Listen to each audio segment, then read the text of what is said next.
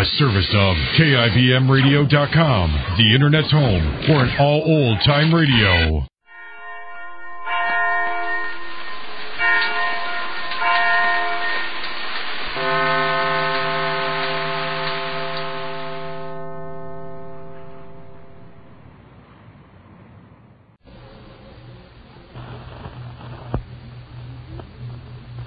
And now, the life of Mary Sothern. Everyone in his life reaches the crossroads, the turning point. A decision made one way or the other has the possibility of changing forever that life. Danny is faced with the decision, shall he tell exactly what he knows about Max's connections with the gambling syndicate from Chicago, or shall he conceal part of the truth without actually lying, and thereby gain the money necessary to send his wife Phyllis to Switzerland to be cured? Proust and Davis, two enemies of Mary Sothern and Max's, are attempting to get hold of the Sanders interests, of which Max is still chairman, and they have offered Danny the necessary money. Danny, feeling that Max is partly responsible for his wife's condition, is strongly tempted to testify against Max.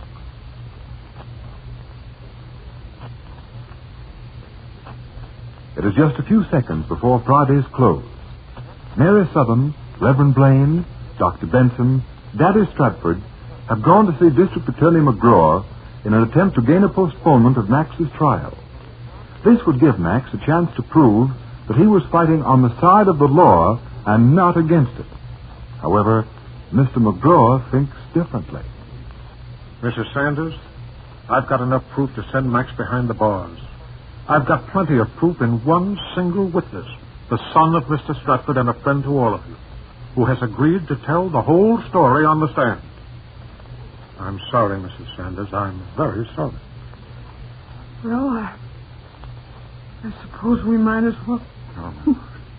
Now, don't cry, Mary. Don't cry. It's for the best, maybe. But, Max, this might...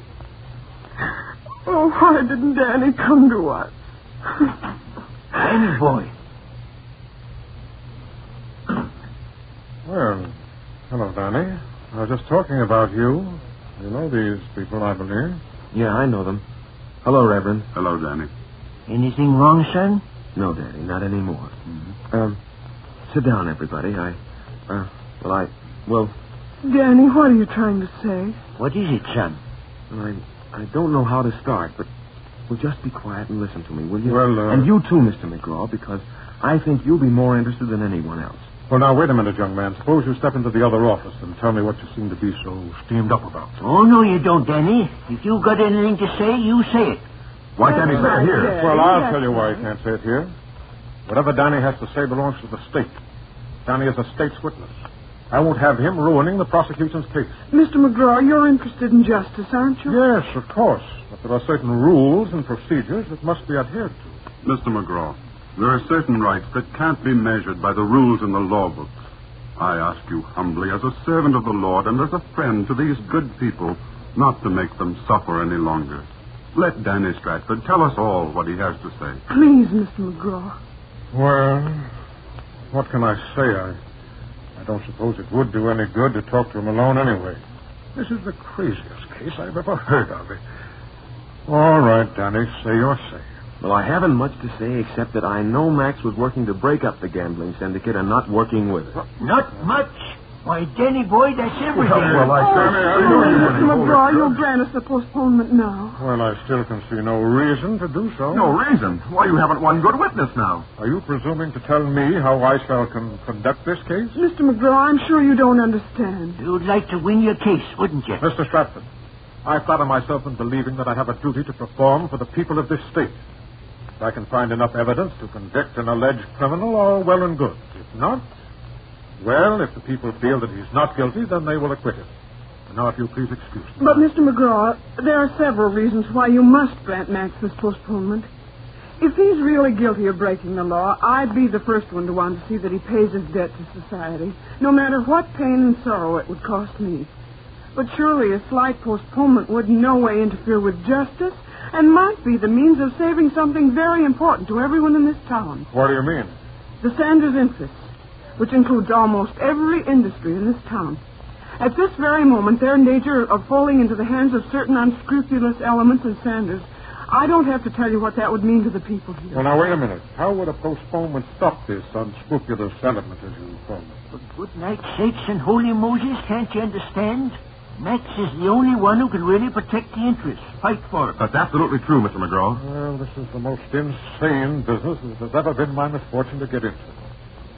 Well, let me see. I'll mark it down. Then this means that you will? Yes, Mrs. Sanders. I don't know why I'm doing this, but at least you've convinced me that there must be a great deal of good in this man, Max Sanders. Or you people are willing to fight for him this way. And I'll arrange for the bail to be set. Oh, that's great. Yes. Well, now I've got a great deal to do, really, if you'll please excuse me. Oh, certainly. And Danny, I want to speak to you alone. Here. Huh? Oh, yeah, sure. I'll stay. Well, now, what are you trying to do to me, Danny? Well, what do you mean? You know what I mean. 1 minute you're going to testify for the state, and the next minute you slip over to the defense. Well, I had to do what was right. Right. What do you know about it? Have you any definite proof that Max Sanders was working against that mob? I know he was. What proof have you? Well, I have no actual proof, but I don't think Max would change like that. But who are you to judge? Max Tilly Sanders has a past criminal record as long as his arm. Why, I could convict him on his past record alone. You know, Max has paid for his past mistakes, and I don't think that he would go back to his old You days. don't think? No. What have you got to say about it? Knocking my whole case into a cocked hat. Well, I have no love for Max. I feel that he's responsible for Phyllis's being sick today. But I can't do anything to hurt him and Mary. Well, I can't say something that I don't really believe just to get even. Well, now, suppose Max Sanders isn't the Lily you believe he is. Well, what do you mean? Suppose I'm able to prove to you that his hands are as dirty as any of the so-called big shots that we picked up in that raid on the Stratford Southern Arms Hotel. Would you be ready to testify for the prosecution then? Well, I guess I'd have to. Fine. That's all I wanted to know, Danny. But how are you going to do that? My boy, when I find Cheney, maybe everyone around here will be singing another tune. Then you really think that Max is guilty? And you're firmly convinced that he's not guilty? I am. Until someone proves he is. Well, I'll prove it. Well, why should I be offered money to testify against him if he were guilty? What's that? Yes, sir.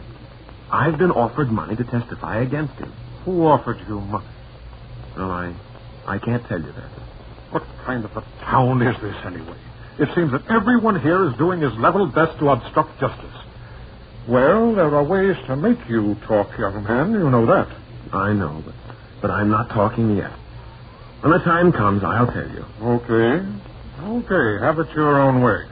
The reason I'm not talking about that is that I don't think it has anything to do with Max's actual guilt or innocence. It's a personal thing between Max and some people who are trying to get something from him. And I think he'll want to fight that out for himself. Well, this is getting too complicated. Well, if that's all you want to say to me, I'm going to run over to the clinic and see my wife. Yes, that's all. I've never seen people as close-mouthed, as secretive as they are here. Goodbye. Goodbye, Mr. McGraw.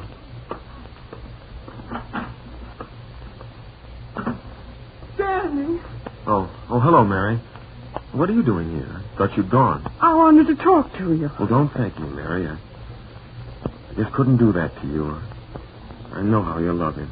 And I know how much you love Phyllis. That's why... Please, Mary, don't say anything more to me. I know you're right, and I know that I was wrong. Maybe that's why I feel so bad about it. Danny, Max and I'll do all we can to see you get enough money to do something for Phyllis. Thanks. Thanks, Mary, but I think I'd like to work this out in my own way. Anything you say, Danny. But you know you can always count on Max and me. Don't let pride keep you from calling on us. All right, Mary. I'm going to see Phyllis down at the clinic now. When you see her, Danny, tell her what you've done. See what she thinks of it. If I know Phyllis, I don't think you'll be disappointed in her reaction. I'll see, Mary. I don't know.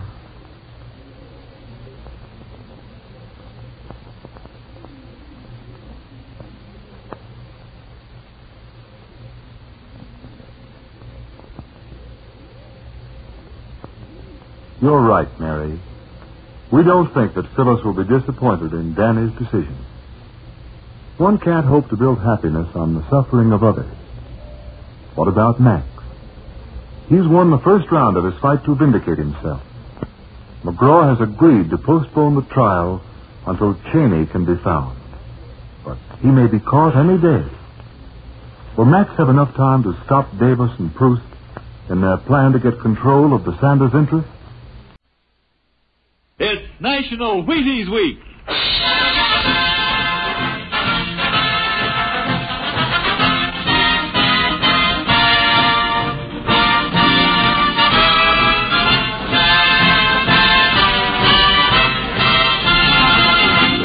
Yes, it's National Wheaties Week, and Wheaties present Dimension X. On stage tonight, Dimension X, another in the Wheaties big parade of exciting half-hour presentations. It's National Wheaties Week. Yep, time to try Wheaties. If you haven't had any for a while, try them now. If you've been eating them right along, have an extra bowl full for me. How about that? You know, I've been talking about Wheaties all summer, saying, see how Wheaties at 7 can help at 11. Well, by golly, they can. I get up to Wheaties, bananas on mine, thanks, and I honestly feel as if I had more pep all morning. And why not you? This is National Wheaties Week. Time for you to have some Wheaties. Breakfast of champions. Oh, go ahead, have some. It's National Wheaties Week.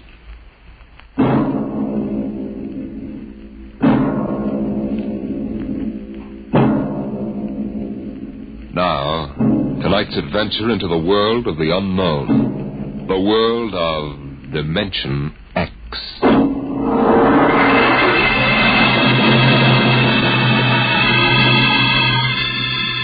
In the South Pacific, night comes on rapidly. The sun dips below the flat horizon. The sea is crimson for a moment, and then night falls. But on Tahani Atoll, giant arc lights turn night into day. Across the waters of the lagoon within the barrier reef, launches and tugs skitter back and forth, while on the curving half-moon of the island, army trucks and jeeps scuttle down the rough roads bulldozed by the Seabees just 6 weeks ago. A low Quonset hut stands near the beach, surrounded by tangled wire. This is the preliminary command post, and inside is General Frank Gaydosh, field director of the test. Operation Destruction.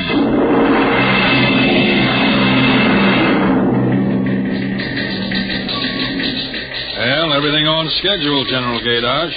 Radiological surveys complete. Instruments placement checked. Get me Navy and tell them HR is ordered.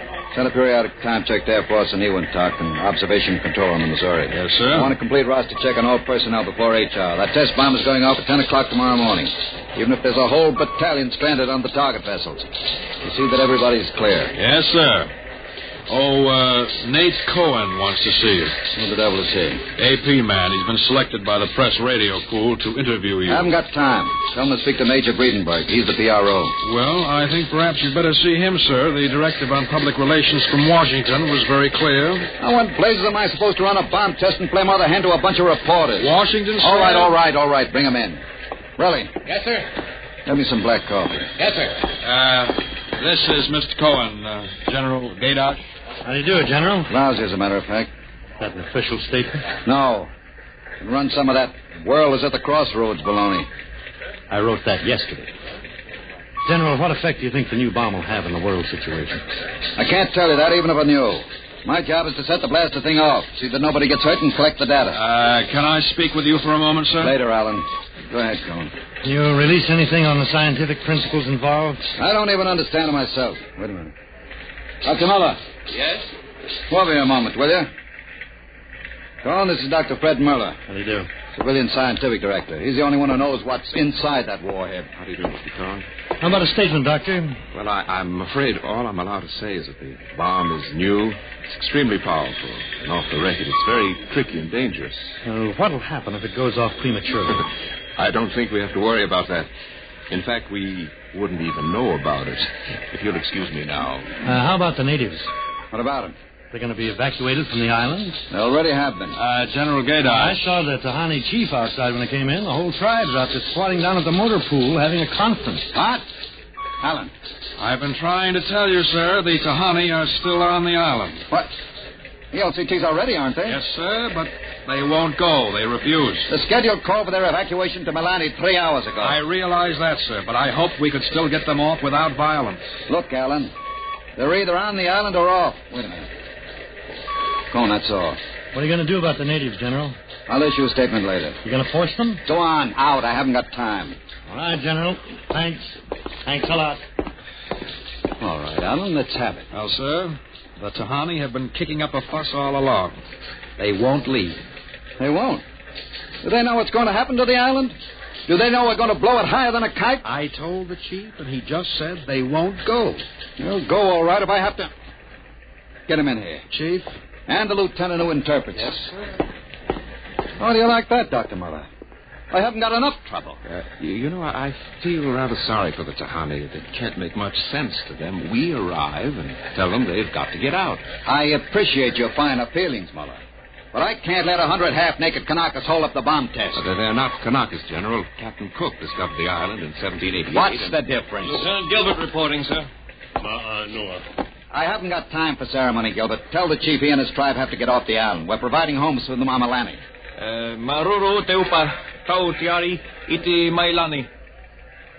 Translate, Gilbert. The chief says, you do not understand. Mailani is a bad island.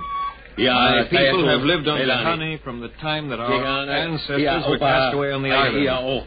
The spirits of our ancestors are buried in the earth. Our fathers are buried here. Our fathers' fathers... If he thinks I'm going to move his graveyard, he's crazy. In our ancestors' time, the Tahani came in a great bird canoe. We were cast away on this island, and we have made it our home. What right have you now to carry us over the sea to a strange land where we would die weeping for our homes? We will not go. By the water of Babylon, there we sat down and we wept when we remembered Zion. Thank you. Thank you, Dr. Muller. You're a great help. Gilbert. Yes, sir? Tell him I have no choice. He's got till midnight to get his tribe on board those LCTs peacefully, or I'll have the Marine detachment carry them on board.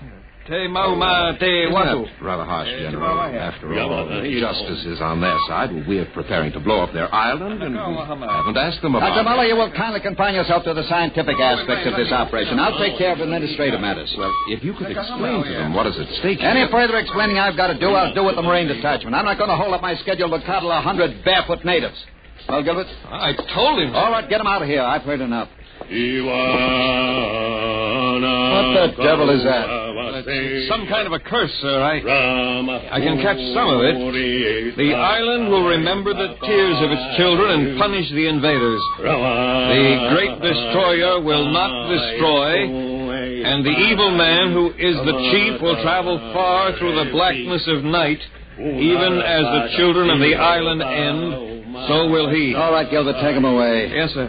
Colonel Allen, get a detail from the Marine detachment with tear gas and small arms down to the motor pool. 1 hour, have those natives on that transport, and I don't care how they do it. Is that my coffee, Peril? Yes, sir. They must know about the bomb. The great destroyer will not destroy. You worried about that curse? Well, I should think you might be. He threatened you personally. If I were you, I'd carry a pistol till they got off the island. The chief looked as if he'd cheerfully strangle you with his bare hands. I'm supposed to end the way they did, huh? What's that? Oh, probably the Tahani saying goodbye to their island. I think I'll go down to the motor pool. Well, stay out of the way and get back here in an hour. We've got to have this wrapped up and headquarters moved out to the Missouri by dawn.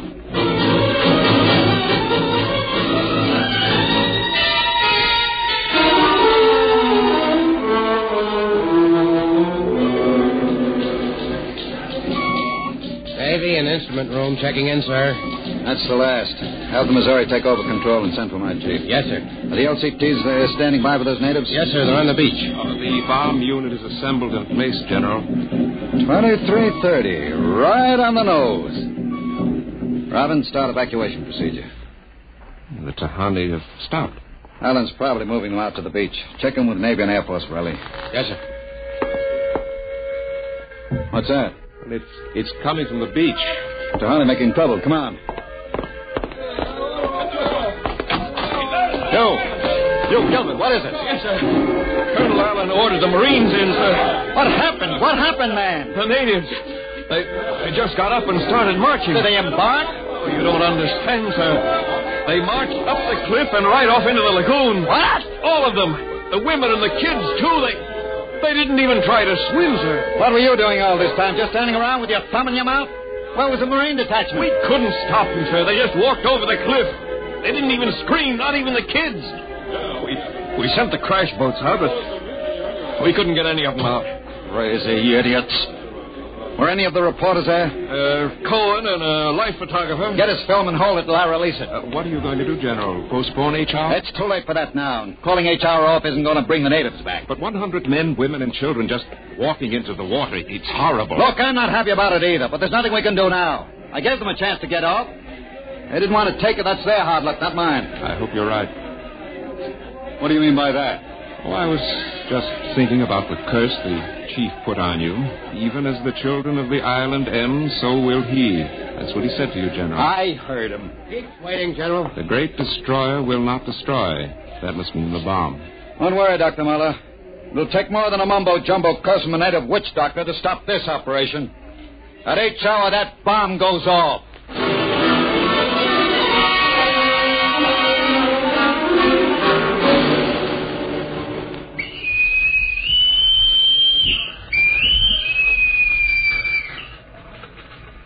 Now, H hour minus 1 minute 30 seconds. H minus 1:30. Video screens hooked in, sir. All right, check control stations. Observation station 1. Observation station 1, check. Radiation station. Radiation control, check. Test the firing circuit, Dr. Observation Muller. station 2. Right, General. Observation station 2, check. Damage control All station. set. Damage control, check. Communications. Communications, check. All checked in. It's H minus 1 minute. H minus 1. Take a good look at that island on the screen, Muller. When you throw that key, it just won't be there anymore. Nothing but an atom mushroom over the lagoon. It's quite a funeral pyre for the Tahani. Stubborn idiots. The way it serves them right, Muller. They can't get in the way of progress. Progress? I wonder if it is, General. It's H minus 30 seconds. H hour minus 30, 29, 28, 27, 26. The great 25. destroyer. That's what he called the bomb. Hold it, Muller. Allen, report. All checked in. Cameras running. Sound fire warning. Stand by for firing. Ready, Muller? Ready? 12, 11, 10, 9, 8, 7, 6, 5, 4, 3, 2, 1, fire!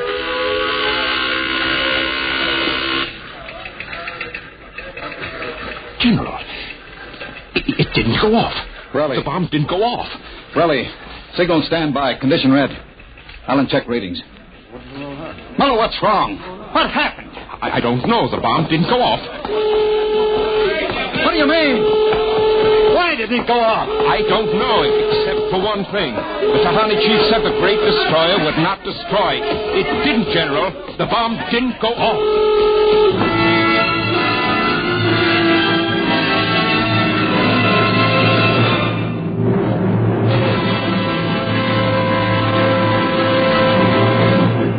Dimension X will continue in just a moment. It's National Wheaties Week. And from behind the scene in the radio studio, here comes one of Hollywood's foremost radio producers, Mr. Joe Parker, stepping out of the control room to help celebrate National Wheaties Week. Mr. Parker puts on radio programs, and he's a visitor to Dimension X tonight. His regular program for Wheaties is Sarah's Private Caper. Joe's a regular guy. He sits there in the glass cage called the control room, running his show. But right now, here he is at the microphone to say his say about Wheaties. Ready, Joe? Thanks, Frank. You know, folks, I sit there in the glass cage, as Frank calls it, and I have to stop my programs long enough for him to talk about Wheaties. But you know, I don't mind. I kind of like this talk about Wheaties and milk and fruit. That's a lot of good eating. And I like the idea of celebrating National Wheaties Week, too. You know, we enjoy putting radio programs on for your entertainment, and we'd enjoy knowing that, well, that you're going to try Wheaties because of us. I hope you'll get Wheaties tomorrow and have some. The whole family. Matter of fact, I think I'll join you. Thank you, producer Joe Parker. If you like this program, friends, get some Wheaties and help celebrate National Wheaties Week.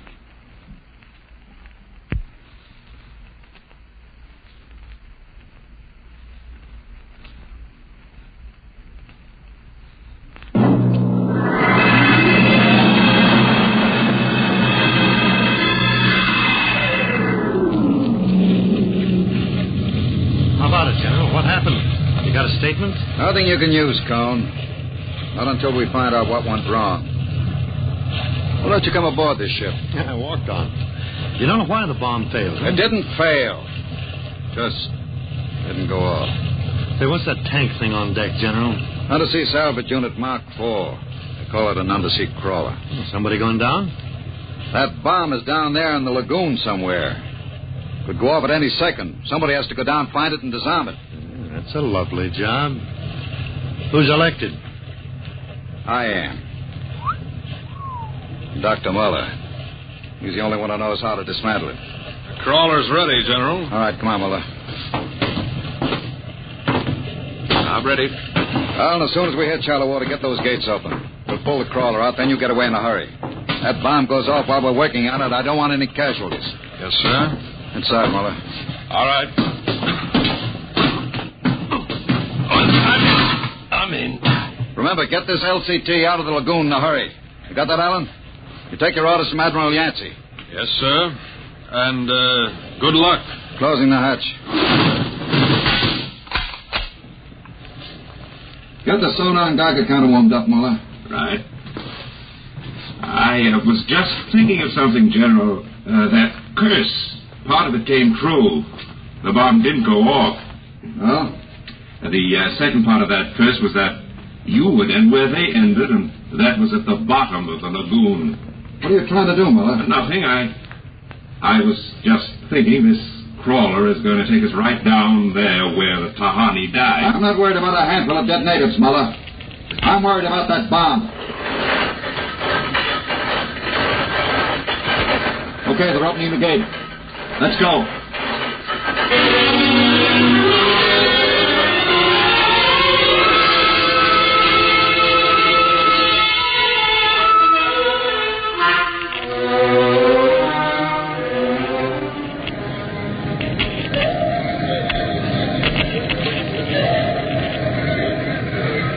USU-4 to control.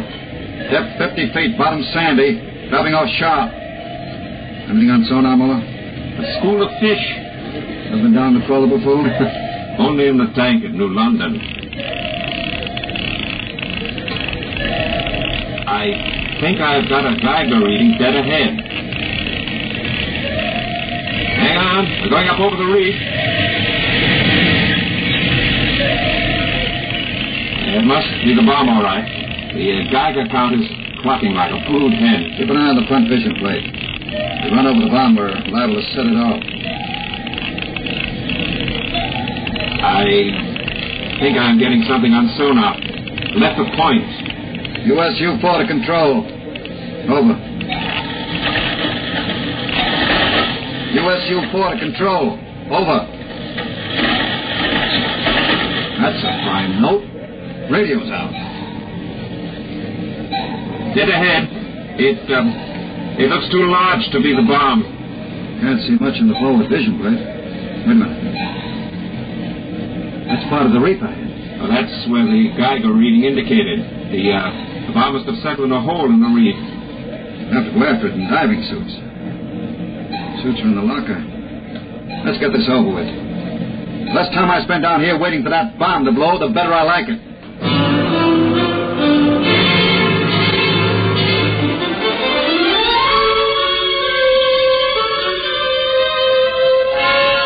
Ready, Muller? Grab your helmet.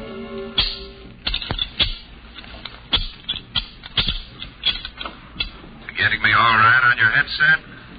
Okay, I'm going to fill the lock.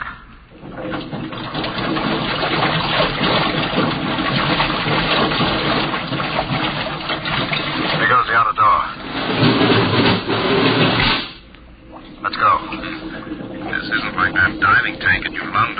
Look out for that car. Cut you to ribbons. There's an opening of some sort there. Wait till I get the light up. See if we can get a Geiger reading out of that opening. Over there. It's down there, all right. Careful. I'll drop down first. See anything down there? Miller, get down here fast. What is this? You find something? The bottom of this hole.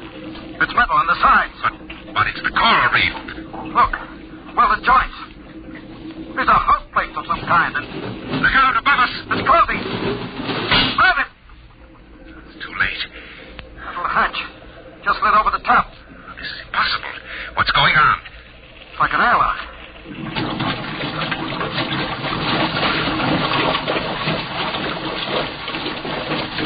Water's being pumped out. General, do you realize what this means? Not sure. There's an inner door opening. Careful. It's a passageway. What do we do now? There isn't much to do. You can take off our helmets, so. Now shows good air. Yeah. All right. Come on. What is this undersea fort? What's it doing here? What does it mean? Whatever it is, our bomb must be down here. Wait. There's someone there. I can't see. There's a shadow. Who is it? Who's that? Ma'anua, Dr. Mother. Welcome to our ship. We have been waiting for you. General, it can't be. Do you see it? It's the Tahani chief.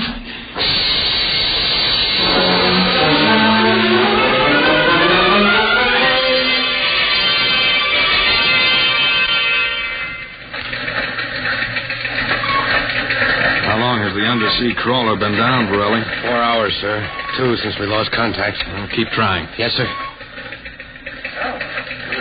I've given them enough time. I'm going to send another crawler down. What do you figure happened to them, Colonel? Well, there are a lot of things.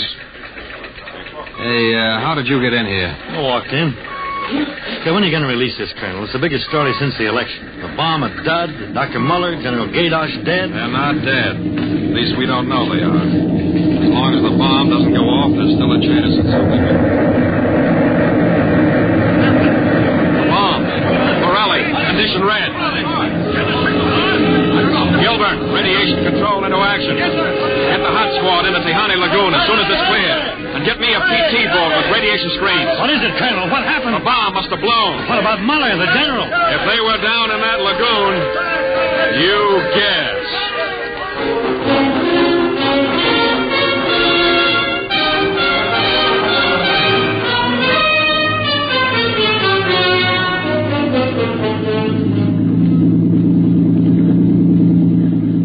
Radiation reading 75 and steady. Now take her in as close to the beach as you can. Steady she goes. Is there any danger of more explosions? No, when she goes, she goes. Radiation 82. The danger is radioactivity. Our shields aren't much good, but we've got to pick up the recording instruments as soon after the blast as possible. Radiation 93.5. Well, that's still safe. Hey, Cohen, is that something on the beach there?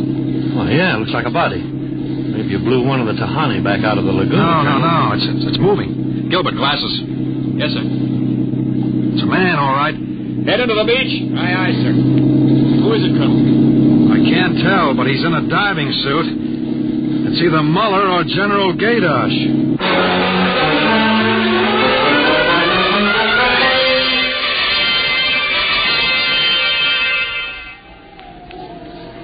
No radiation burns, superficial bruises, mild shock. He'll be all right, Colonel. Can he talk? For a while. I'm going to give him a sedative shortly. Muller, what happened? How did the bomb go off? You didn't. He's still out of his head. Quiet, Cohen, quiet. Go on, Dr. Muller. What did you find? A giant metal ship there under the lagoon.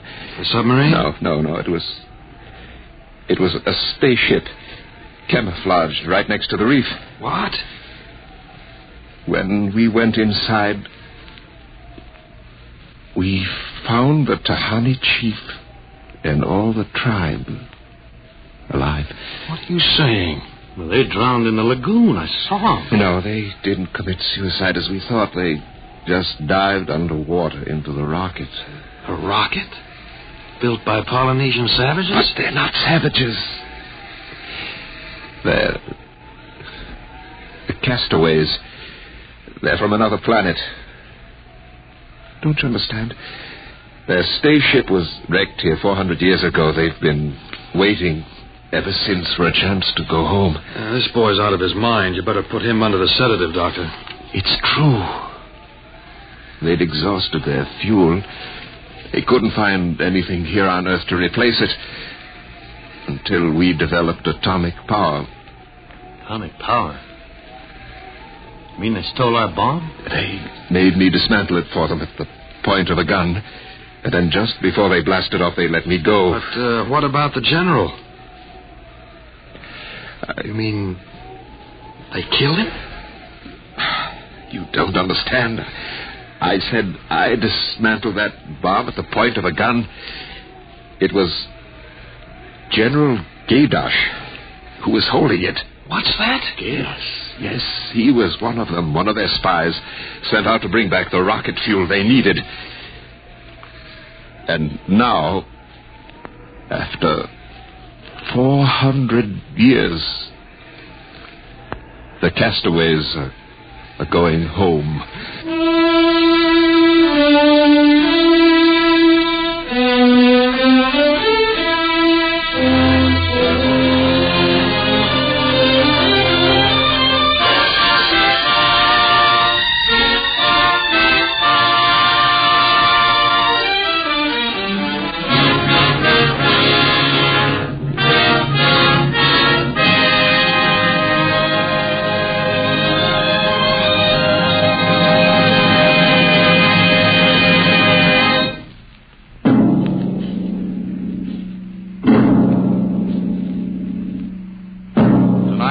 X has transcribed The Castaways, written by Ernest Kenoy from an original story by Ernest Kenoy and George Lefferts. Featured in the cast were Santos Ortega as General Gaydosh, Greg Morton as Dr. Muller, your narrator Norman Rose, music by Albert Berman, engineer Bill Chambers. Dimension X is produced by Van Woodward and directed tonight by Jack Cuney. In a moment, we'll tell you about next week's show. And now, here is your Wheaties man, Frank Martin. It's National Wheaties Week. And listen, if producer Joe Parker is going to buy Wheaties tomorrow, and I go out and buy Wheaties tomorrow, and you go out and buy Wheaties tomorrow, well, that makes 3 of us, huh? And if everybody goes out and buys Wheaties tomorrow, then the whole doggone country is going to be celebrating National Wheaties Week in the proper manner. And it's a real nice celebration, too. Pour out those golden flakes, pour on the milk, put on the fruit, and you'll be eating good to be feeling good. Breakfast of champions. Get yours. It's National Wheaties Week.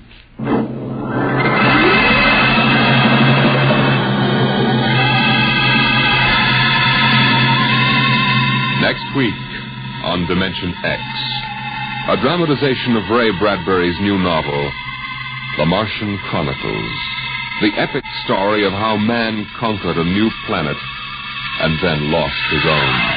Another adventure into the unknown world of the future, the world of Dimension X.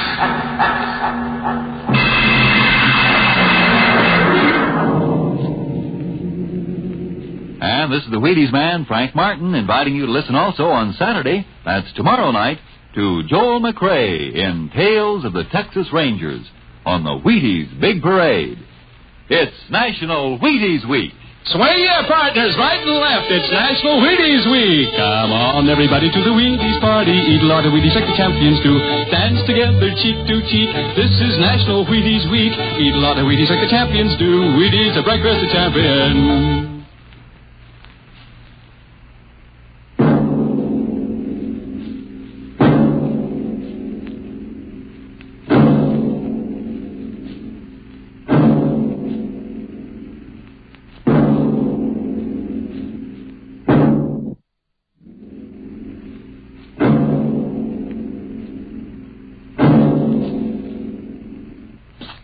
Jack Lake tells the story of the Canada Kid, next on NBC.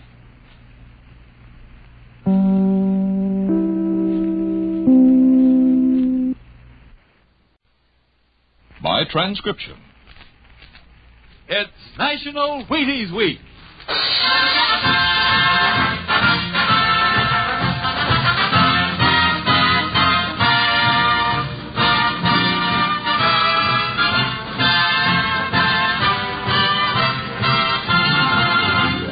Yes, it's National Wheaties Week, and Wheaties present Dimension X.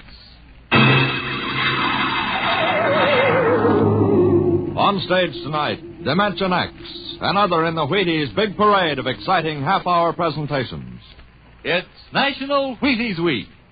The week to buy Wheaties and eat Wheaties and enjoy them as never before. The time to really find out what difference a good breakfast with Wheaties can make. You know, you're getting protein when you dip into a bowl full of Wheaties.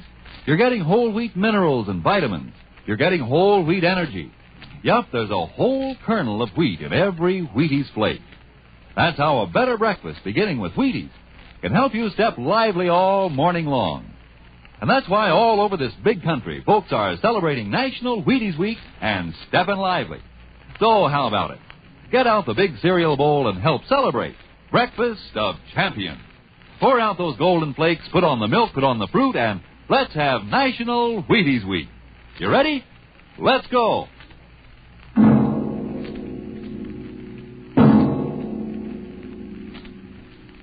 Tonight, Dimension X presents The Martian Chronicles, a dramatization of the new novel by one of our most brilliant young science fiction writers, Ray Bradbury. The Martian Chronicles.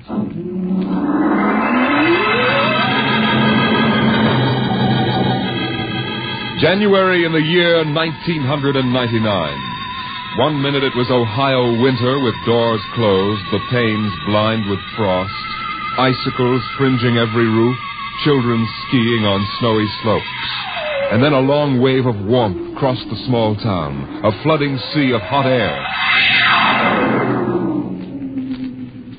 Bye, Mom, I'm going out. William McClellan, you come back here. You know you can't go out in winter without a cold. You want to catch your death of cold?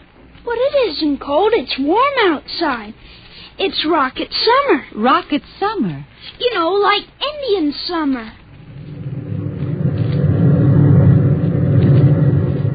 The rocket lay on the launching field, blowing up pink clouds of fire and heat, cracking the icicles, melting the snow, making summer with every breath of its mighty exhausts. It seared the faces of the watching crowd and drove them back. And then they saw the red fire and heard the big sound as the silver rocket shot up toward Mars and left them behind on an ordinary Monday morning on the ordinary planet Earth.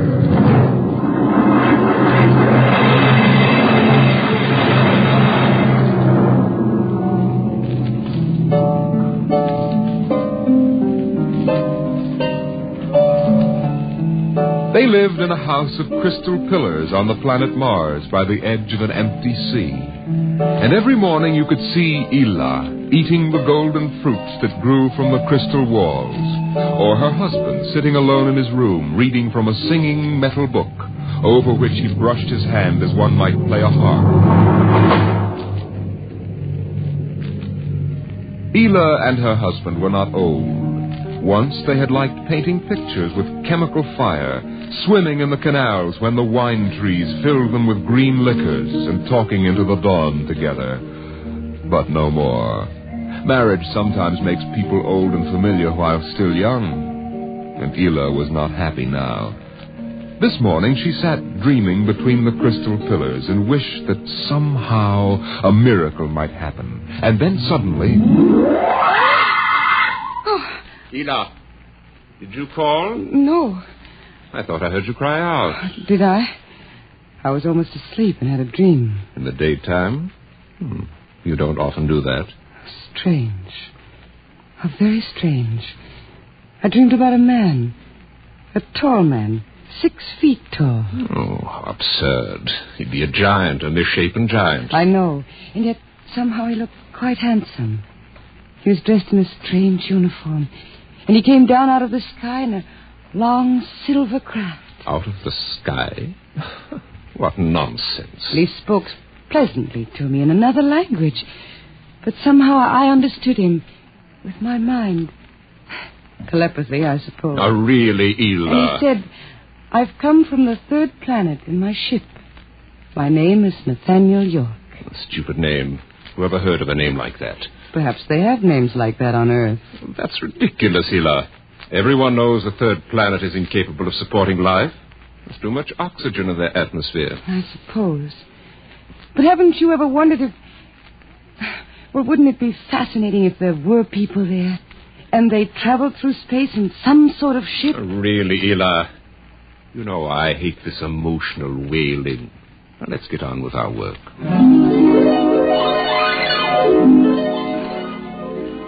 Evening came. The twin white moons of Mars were rising, and the house closed itself in like a giant flower. A wind blew among the pillars, stirring Ela's russet hair, crooning softly in her ear. And it was then that she began singing the song. Drink to me only thine eyes, and I will pledge with mine. Ela, what's that song? I don't know. What do you mean you don't know? I've never heard it before. Did you compose it? No. Yes. No, I don't know, really. I don't even know what the words are. They're in another language. It was part of the dream I had, I guess. Oh. You know, you haven't been yourself lately. It might do you good if we went away to the Blue Mountains for a week or so. What? Did you hear what I said? I'm sorry. I was watching the sky. You're certainly interested in the sky tonight. It's very beautiful. Well, what about my suggestion? Shall we leave for the Blue Mountains in the morning? You mean go away now? Oh, no. No? Why not? Why don't you want to go? I don't know. I just don't want to, that's all. Oliver kiss the cup, and I'll not ask. Ela, I'm sick of that silly song. It's late. Let us sleep.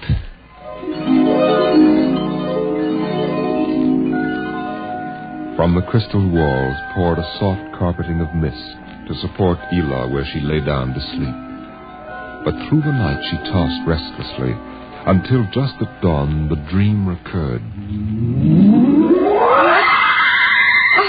Ela, wake up. What? Oh, what is it? You've been dreaming again. You talked in your sleep. Did I? Yes. What were you dreaming? Oh, the ship. It came from the sky again. And the tall man stepped out and talked with me. Telling me little jokes and laughing. What else happened? And then this Captain York... Oh, I can't. It's all so silly. Tell me. He said I was beautiful. And then he kissed me. I thought so. What else? Why, Eel, you're so bad-tempered. It's only a dream. Is it? You know I can read your mind. You can't keep secrets from me. Well, all that happened was this Captain York told me... Well, he told me he'd take me away in his ship into the sky. Take me back to his planet with him. It's quite ridiculous, really. Ridiculous, is it? You should have heard yourself. Fawning on him, talking to him, singing with him all night. In your dream, he landed in Green Valley, didn't he? Please. And he told you he was coming today. Yes. But what's come over you? It's only a dream. You can't be jealous of that. No, I suppose not. Forgive me. I'm being childish. Eel, you're sick. You've been working too hard. No, I'm all right. But perhaps you're right. Maybe I could use a little relaxation. Yes. I think I'll take the morning off and go hunting. Hunting? Yes, in Green Valley.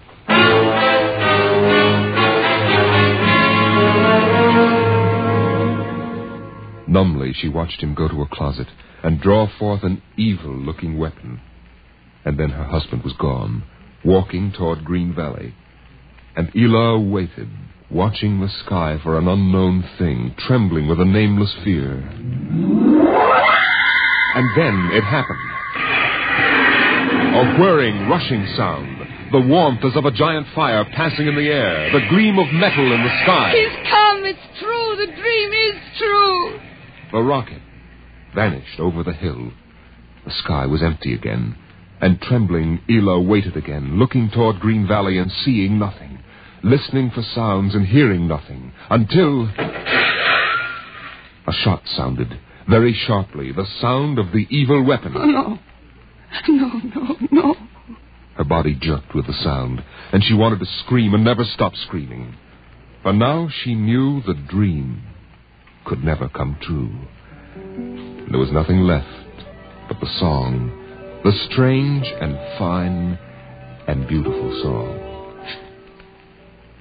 Drink to me only with thine eye, and I will pledge with mine, or leave a kiss within the cup.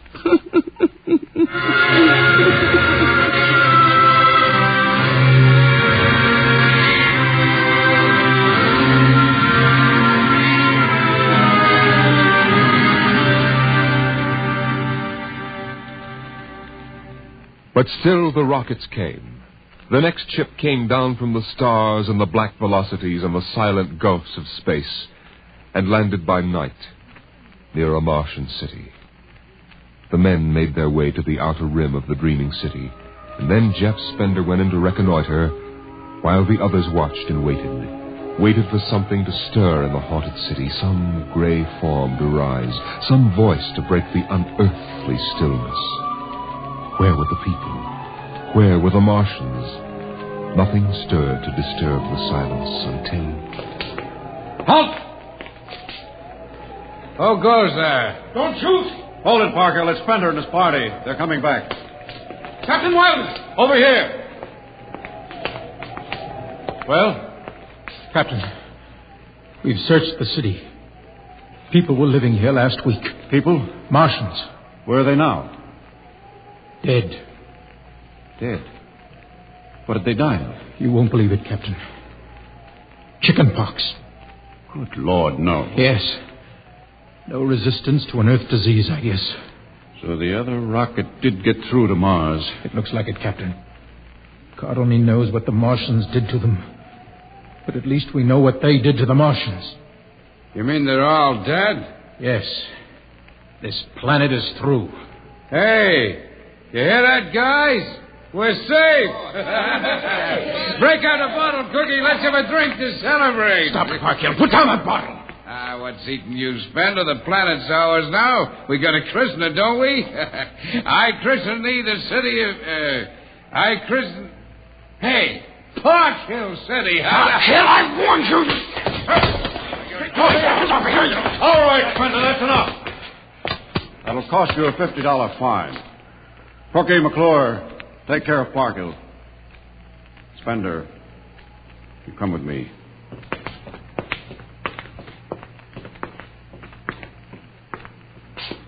All right, Spender, why did you hit him? I don't know, Captain. I was ashamed, I guess. Ashamed of Sam Parkhill and the noise and the spectacle the whole crew is making. It's been a long trip. It's only natural they'd want to have their fling. Yes, but where's their sense of what's right? Their respect for what's happened here? Captain, a race builds itself for 1,000,000 years, refines itself, builds cities like this one, does everything it can to give itself respect and beauty, and then it dies. Of what? Not anything fine or majestic or fitting, but a dirty little thing like chickenpox. And Sam Parkhill wants to celebrate. I know, Spender, but you've got to remember you've a different way of seeing things. I'm seeing things all right. I'm seeing what we'll do to Mars. We'll rip it up, rip the skin off, ruin it the way we've ruined our own planet. Captain, look at the city. It may be the last time you'll ever see it this way. Beautiful in the moonlight, isn't it? Yes. There's a poem by Byron that describes it, and how the Martians would feel tonight, if there were any of them left to feel. So we'll go no more a-roving so late into the night. Though the heart be still as loving and the moon be still as bright. For the sword outwears its sheath, and the soul wears out the breast. And the heart must pause to breathe, and love itself must rest. Though the night was made for loving and the day returns too soon, yet we'll go no more a-roving by the light of the moon. Without a word, the Earthmen stood and looked at the city. The bottle lay shattered at Sam Parkhill's feet, and the sour stench of liquor filled the cool air. The men of Earth had come to Mars.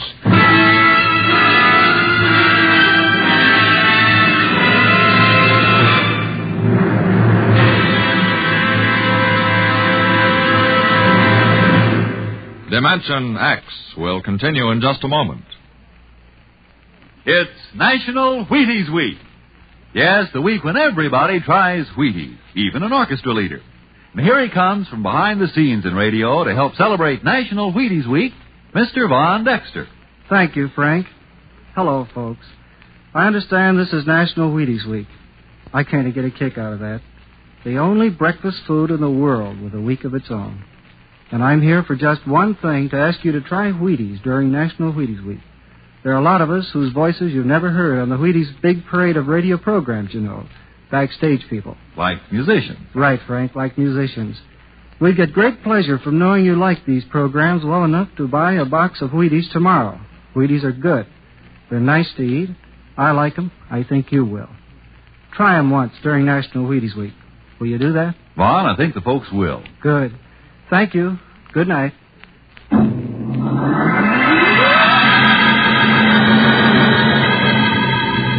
The men of Earth came to Mars.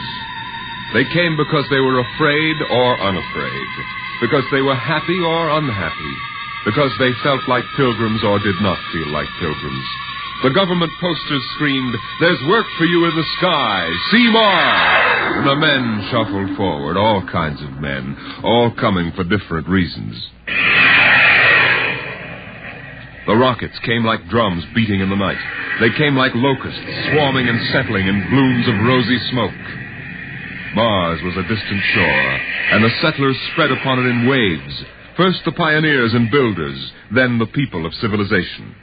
Some came because they were afraid of a coming war on Earth. Some came because they were afraid of nothing. Some came to escape from the smell of the subways and the cabbage tenements. And some came from houses like the one in Ohio. It was a good house, the house in Ohio, and for 6 years the family had lived there contentedly, enjoying music and poetry and the rich, warm things of life. For the house had been built to be lived in the year 2020. It contained all the latest automatic devices, from talking book recorders to singing clocks. 7:00, time to rise, open your eyes. Tick-tock, 7:00, time to rise, open your eyes. As the family rose and dressed, the beds whirred electronically and made themselves.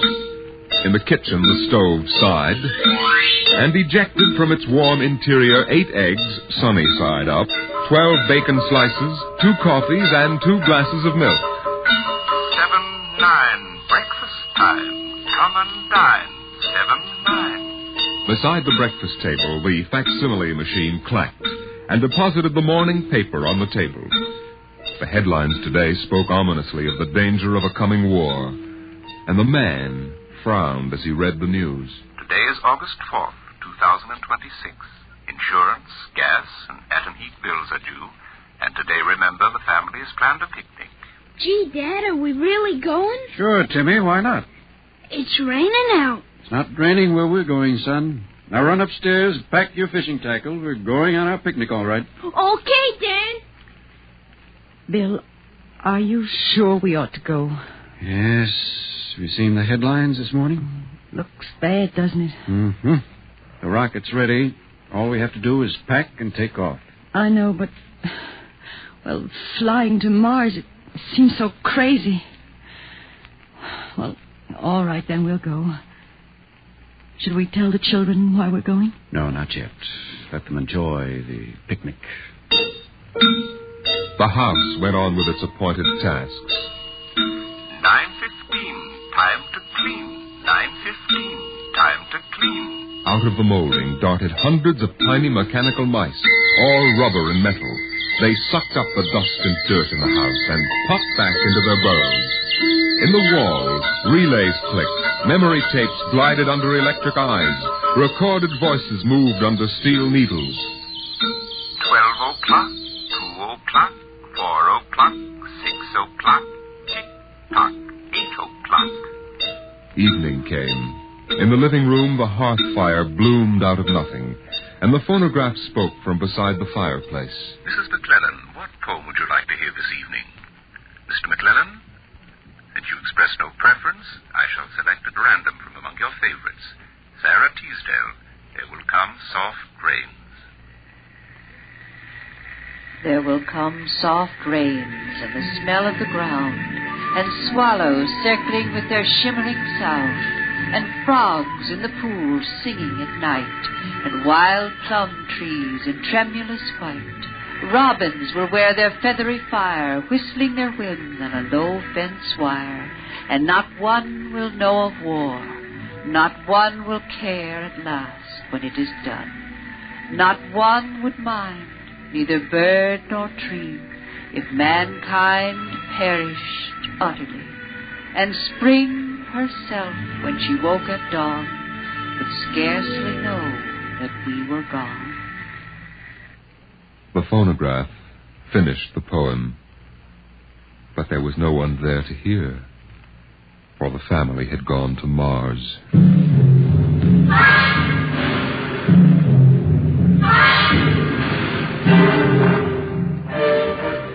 On the Martian desert beside the highway, there rose a blare of red and yellow neon lights that spelled the death of Jeff Spender's dream. Sam's hot dog stand was what the sign read, and Sam, of course, was the same Sam Parkhill who had fought with Spender years before. 10,000 rockets were reported leaving soon for Mars, with 100,000 hungry customers, and Sam wanted to be ready for them. Hey, look up there, Elmer. Hmm? See that green star up there? That's Earth. Good old wonderful Earth. Makes you feel almost reverent, don't it? Yeah. Send me you're hungry and you're starved. Something. That's a poem I learned at school. Come on, Earth, send me your rockets. Here's Sam Parkhill with the only hot dog stand on Mars. Sam, what if the rockets don't come? What if there's a war on Earth? Don't worry, they're coming all right. Ain't nothing gonna happen to spoil my plans, baby. I figured it all out. Sam! Hey, Sam, look up there! Earth! Oh, what? Oh, no. It's catching fire. It's burning. No, that can't be Earth. Elmer, they can't do this to me. I got all our money invested in this place. Go ahead, Sam. Switch on more lights. Turn up the music. Get the hot dogs on the fire. There'll be another batch of customers coming along in about 100 million years. Oh, no, it couldn't be. What a swell spot for a hot dog stand. Let you in on a little secret, Sam. This looks like it's going to be an off-season.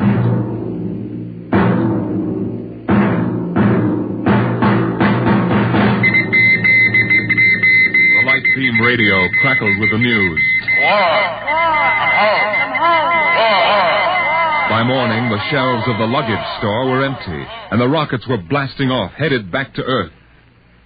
In a few days, everyone was gone, and the planet of Mars once more lay deserted and silent.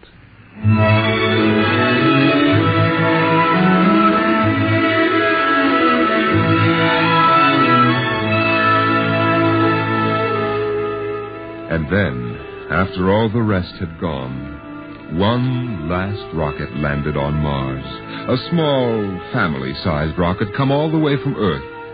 It seemed a long way to go for a picnic, but Dad had suggested a fishing trip, and Mother thought the whole family would enjoy a vacation. So here they were, floating down a Martian canal, with Timothy sitting in the back of the boat with Dad and Mother up front holding Alice the baby, and the deserted Martian towns drifting slowly by. Dad? What is it, Timmy? When do we see the Martians? You promised we would. Soon, Tim, soon. Oh, but William, the last Martians died out years ago. They're a dead race now. Not quite. Don't worry, son. I'll show you some real live Martians later on. Gee, this is swell. I wish we didn't ever have to go home. How long can we stay? 1,000,000 years. 1,000,000 years? Yes. It's time we told you, son, we're not going home. This is where we'll live from now on. But what about the rocket? What about Ohio? There's nothing there now but ruins.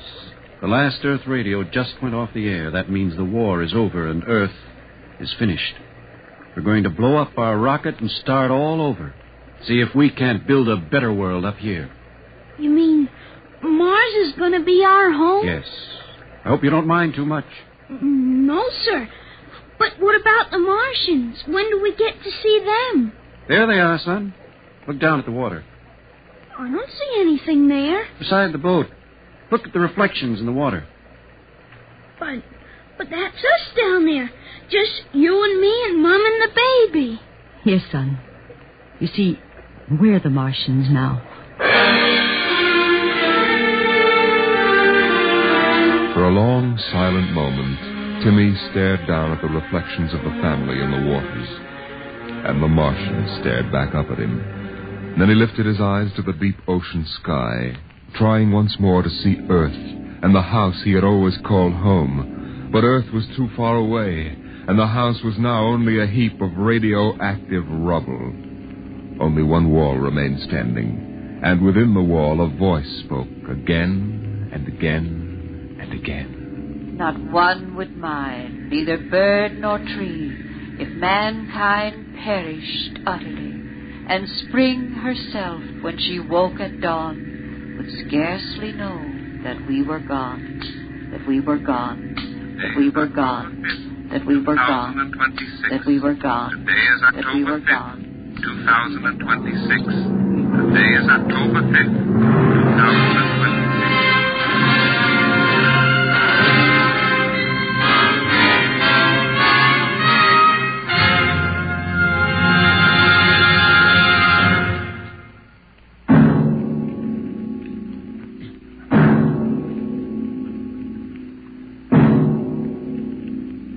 You have just heard The Martian Chronicles, a dramatization of highlights from the new novel by Ray Bradbury. Your narrator was Norman Rose, and featured in the cast were Inga Adams, Roger DeKoven, and Donald Buca.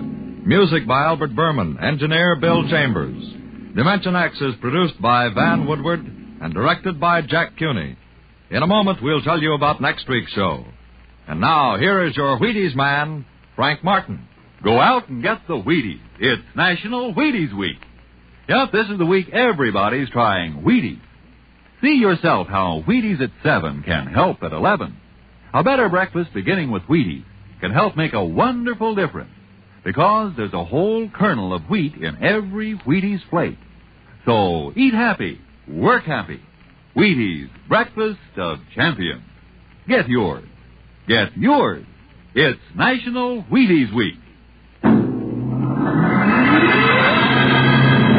Next week, the strange and chilling story of the parade. The parade that suddenly turned into a funeral procession for the world of tomorrow. The world of... Dimension X.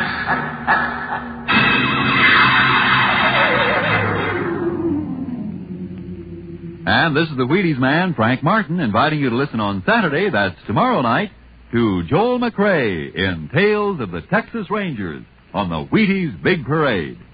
See you then. Remember, it's National Wheaties Week. Swing your partners right and left. It's National Wheaties Week. Come on, everybody, to the Wheaties party. Eat a lot of Wheaties like the champions do. Dance together, cheek to cheek. This is National Wheaties Week. Eat a lot of Wheaties like the champions do. Wheaties, a breakfast of champions. The preceding was transcribed. Coming up is Jack Late. Listen for Bill Bendix, October 6th on NBC.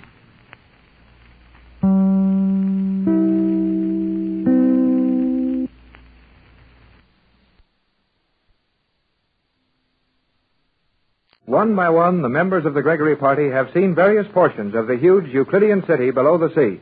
In one of the vast natural caves, which the Euclideans have improved and strengthened, Mrs. Gregory and Joan are waiting anxiously for Captain Bradford and Jerry Hall. We last saw the captain and Jerry making a vain attempt to rescue G-47 from the swirling waters rushing in upon them, as a series of explosions rocked the walls of the cavern. A steel door has slammed shut, cutting off their view of the flooded passageway, and Mrs. Gregory and Joan stand helplessly waiting for someone to appear. The explosions are still being heard in the distance. I think we should try to get in there, Joan. No, Mother, that is foolish. But Tex is in that passageway and Jerry. You cannot help by getting hysterical. G-47 and the captain will do everything possible to save themselves, and Jerry as well. But if we opened that door, we might get them out. And if we opened that door, the waters of the ocean would rush in and flood this entire city. Every life in Euclidia would be lost. And we're just going to stand here and do nothing? That is not wise either. Let us go to a higher level in one of the other passageways. Very well. But it's so useless, just a waste of time. We do not know that. Come, let us walk as rapidly as possible. This is one time when the all-wise Euclideans got a little taste of their own medicine.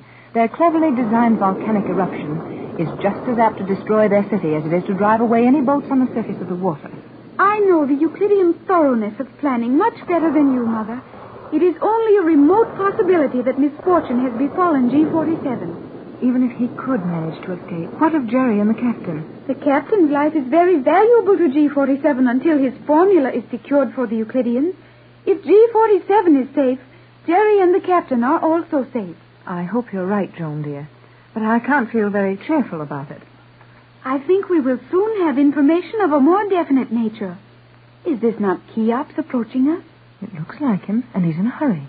He does appear to be excited, and that is not like one of the scientists. If they've had bad luck with their artificial volcanic eruption, you may see a number of these Euclideans jarred out of their irritating smugness. It is Cheops, the master builder, who approaches us. Ah, there you are. Come, Cleaster. Come, Mrs. Gregory. You will follow me. Follow you where? Do you not know enough of Euclidean procedure to refrain from questioning the actions of Cheops? Come, Mother. We will follow Cheops. He may lead us to something of interest, and surely anything is preferable to our present state of uneasiness. You have retained something of our teachings, Cleaster. Oh, very well. I won't forget your greatness or my extreme humility in your presence. But I would like to know if you have any information as to whether the captain and Jerry Hall escaped that flooded chamber. I have no information, and am not interested in securing any.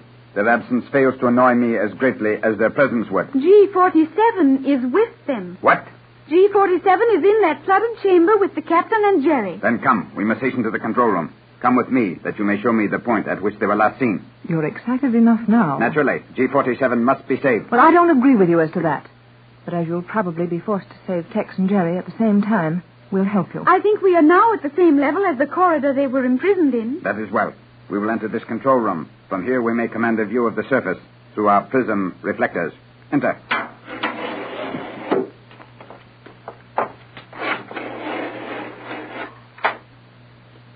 What a remarkable room. It looks almost like a small moving picture theater. That is rather a good description of it. On the steel wall before you, you will see moving objects, which are indeed similar to your motion pictures. But these articulated views are in the fourth dimension and are direct reproductions of the actions now taking place on the surface of the water. I will establish contact at once. Observe that wall. Mother, look. Yes, Joan, I'm watching. There are a number of shadows appearing on that wall. They're taking shape. Joan, those shadows are ships, big ships. You are observing the movements of the various vessels rapidly leaving this position. Apparently, they have no liking for active volcanoes as an anchorage. Those are the ships which came to rescue us? Yes, Joan, dear. Tex didn't tell you and Jerry all his plans, as he didn't want to raise your hopes and possibly have them dashed. But the ships you see sailing away, obviously under forced draft, are light cruisers and destroyers from several of the largest nations in the world. There you have it, Mrs. Gregory. 7 heavily armed vessels from 7 powerful nations in your puny world have followed your directions to the location of Euclidia. They found no island at that position, but they did find an active volcano. So these brave ships are sailing away, quite satisfied that if there ever was an island here, it has been destroyed by the eruption. Your friends have made their last attempt to rescue you, and Euclidia now numbers your party among its permanent residents. Oh, Joan, dear. I'm so sorry, Mother. All of those countries helping so splendidly to search out and destroy this mad place to bring peace and safety to the world, only to have their plans overthrown by an artificial volcanic eruption. Mother, look! Watch that wall. There are new shadows appearing on it. You will observe those shadows carefully. The view you now have is being transmitted through a steel wall beyond this room. You are viewing the pressure channel from which you escaped, and within which G47 and your friends are now confined. Joan, Tex, Jerry, that place is full of water. Their bodies are pressed against the ceiling. Mother, you must not allow yourself to act this way. Tex and Jerry. If you will retain your mental balance for a moment, Mrs. Gregory, and give all your attention to the projection before you, you will note that there is at least 2 inches of space between the faces of these men and the ceiling of that corridor. Yes, Mother. Do you not observe that? Yes, I see that now. And I suppose a good swimmer might have floated on his back and continued to breathe easily in that still water. Precisely. But the pressure, the air pressure would be unbearable. It would indeed, if it were not for the fact that I, Cheops, the master builder, designed that room, and others which serve the same purpose. The ceiling is of porous steel, permitting air to escape at a lower pressure than is harmful to the human body. Then they're all right? Of course they are, Mother. If Cheops isn't worried about G47, you may be sure Jerry and the captain are quite safe. Precisely.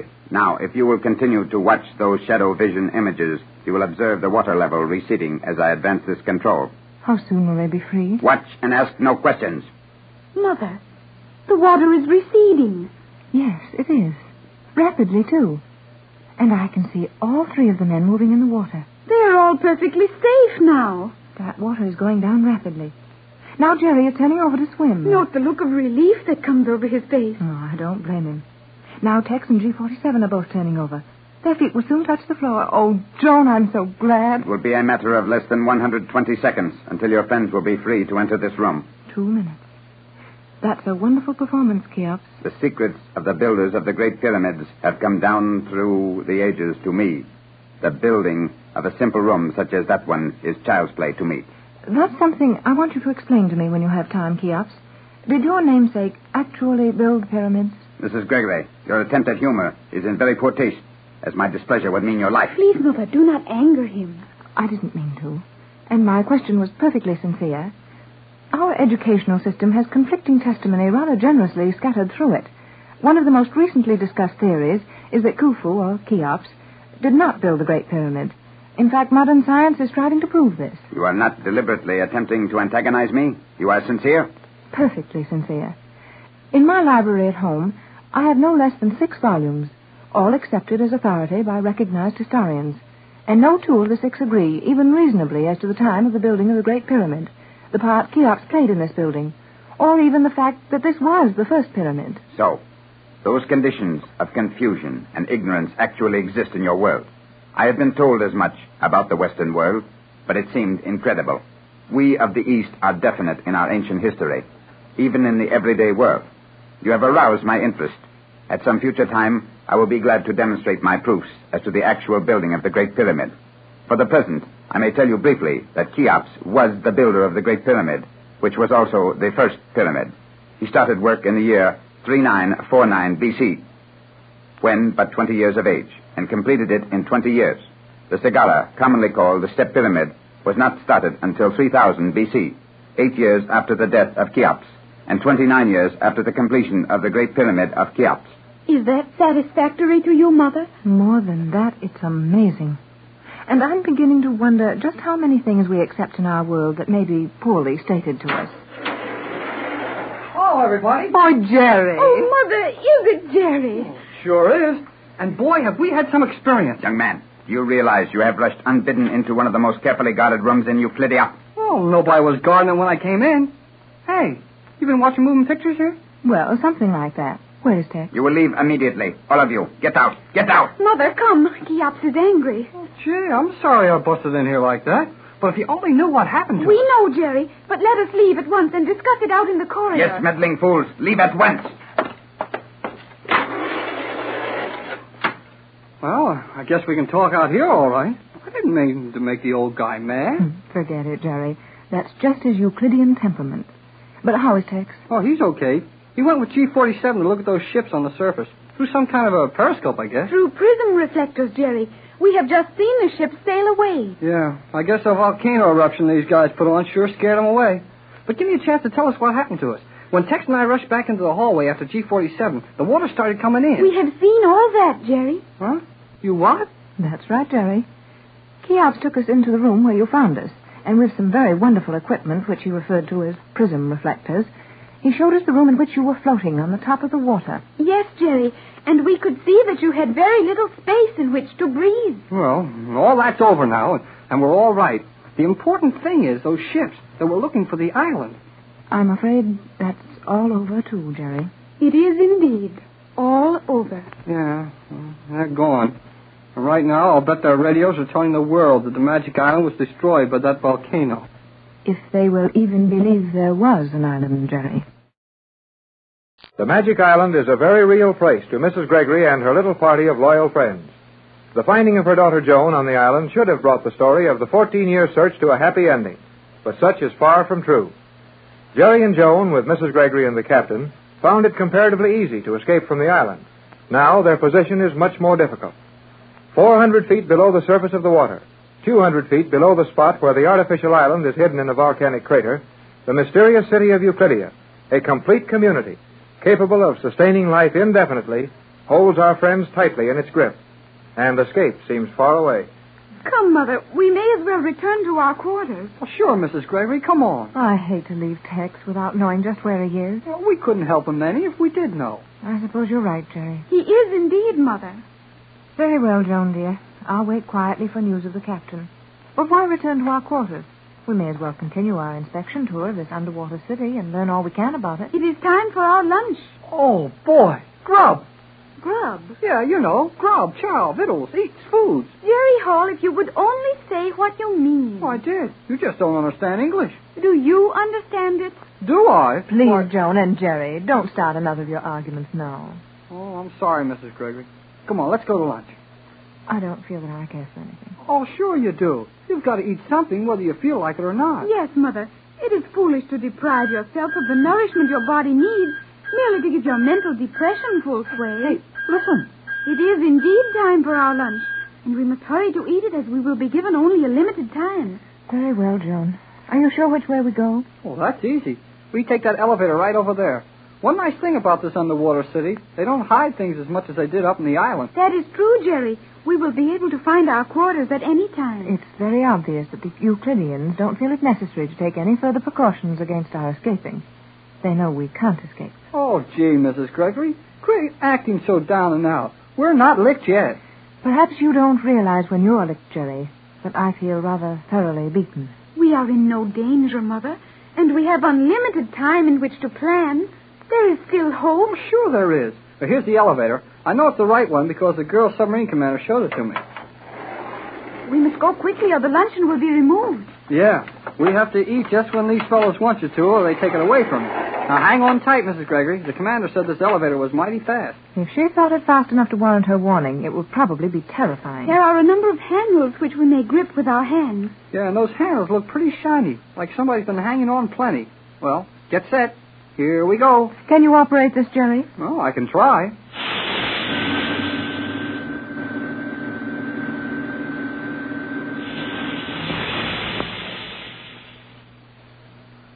Well, I guess I can run it all right. Well, at least we've been shot upward some distance in almost no time. I think this will be where we leave the elevator. I know blame well it's where I leave it. That was too fast for me.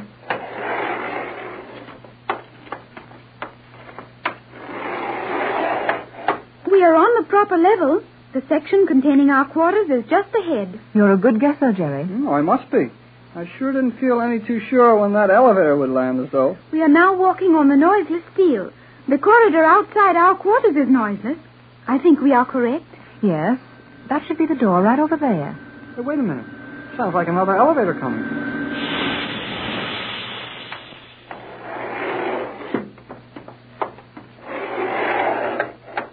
Well, well, well. Oh, Tex, I'm so glad to see you. Did you come up in one of those rocket elevators? I sure did. And when those things take you places, you really get there. Where have you been? Talking to G47. I'll tell you all about his wheat. That lunch signal gives only so much time. Isn't that right, Joan? That is correct, Captain. We will have only a few hundred seconds in which to enjoy our luncheon. Well, maybe we can eat it in a few hundred seconds, but we sure can't enjoy it much. This is our door, isn't it? I think so.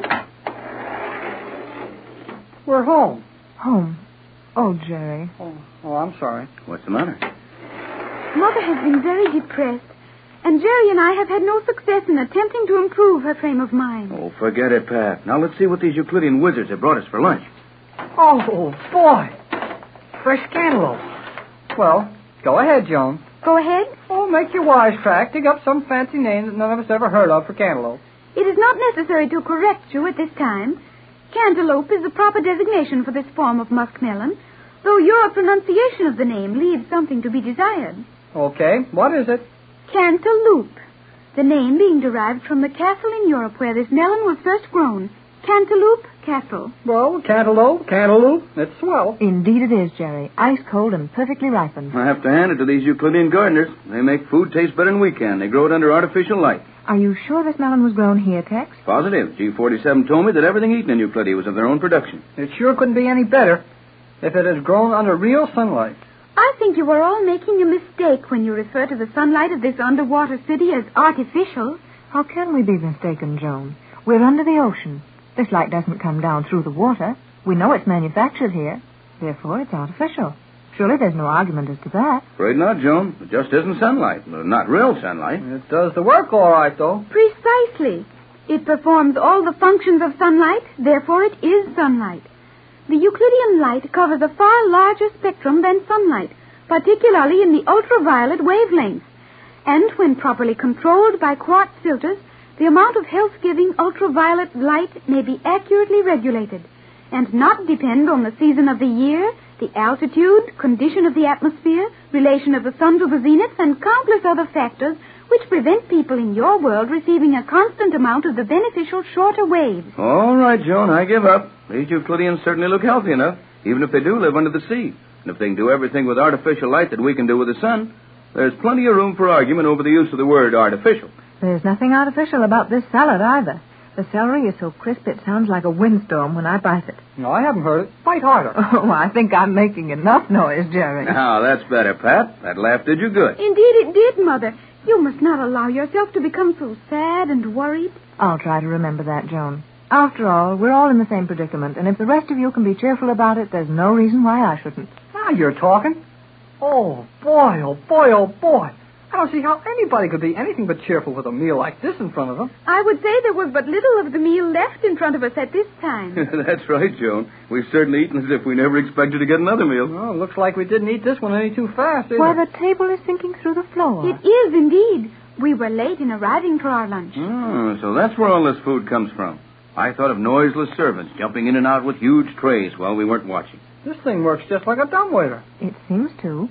I suppose there is a passageway below this section where food is delivered to the living quarters from the kitchen. Well, I'll bet you're right, but I'll miss my guess if they call them anything as common as kitchens here. You may be sure they do not.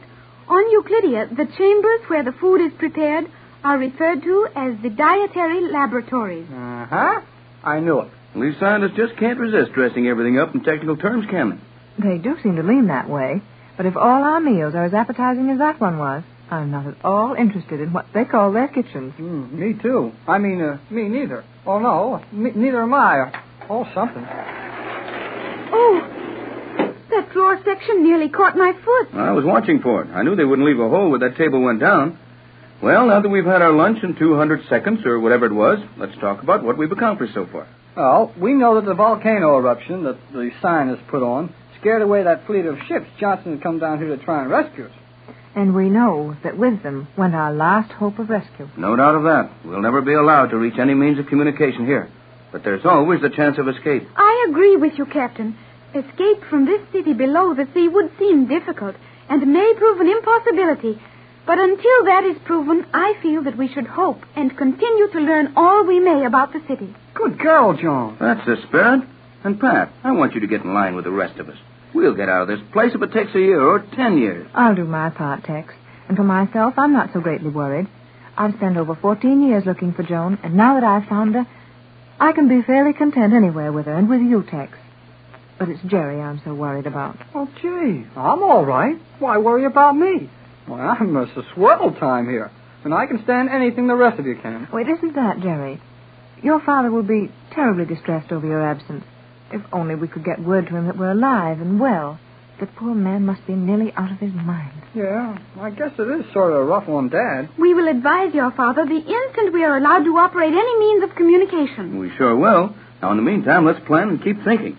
Did you learn anything of value to us in talking to G47? Plenty, but I haven't figured out how we can use it. Oh, what was that, Captain? Well, the one thing I was most worried about, as far as our escape is concerned, was the fact that the island is submerged and is going to stay that way for an indefinite period.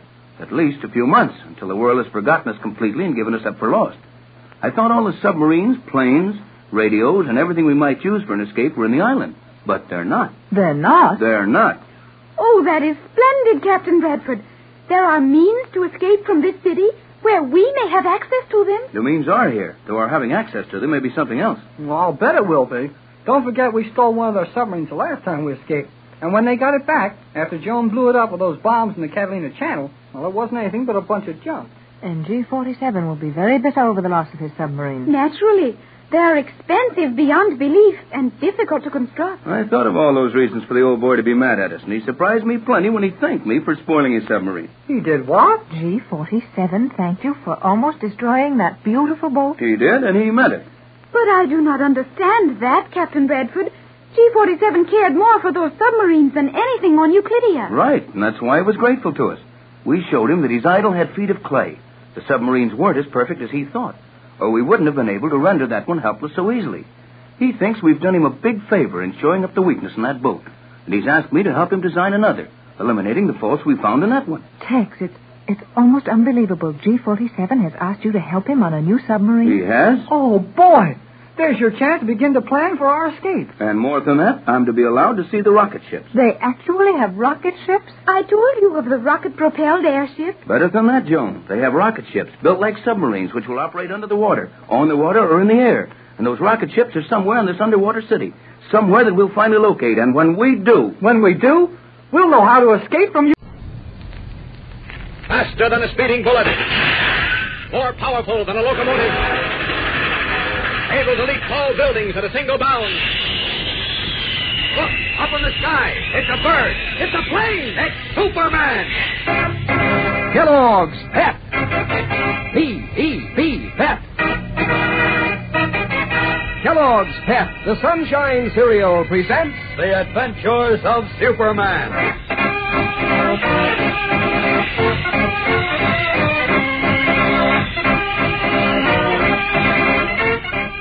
Today, a grave responsibility rests on young Jimmy Olsen, for Walter Green has promised to take him to the leader of the group that so avidly seeks to destroy the Fellowship of Man.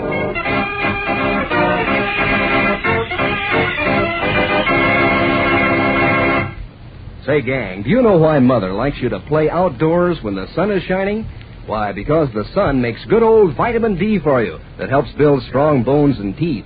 And do you know why Mom likes you to clean up every bit of your breakfast bowl full of Kellogg's Pep? Well, for one thing, because Pep gives you your whole daily minimum need of that same sunshine vitamin D in every 1-ounce serving. Plus, more than twice as much of an energy vitamin, B1, as in sun-ripened whole wheat.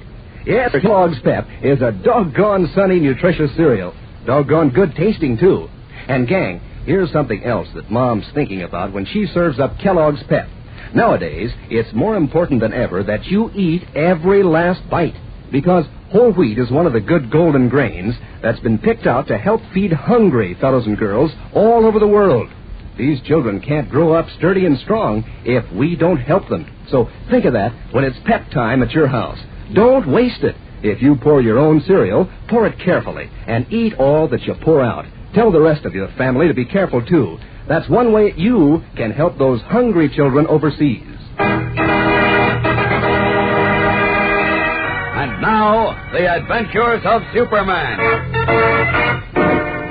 When Jimmy Olsen, masquerading as a young tough, found himself in a position where he was about to be exposed as a spy and suffer violence at the hands of Muggs and his gang of juvenile hoodlums, there seemed to be no escape.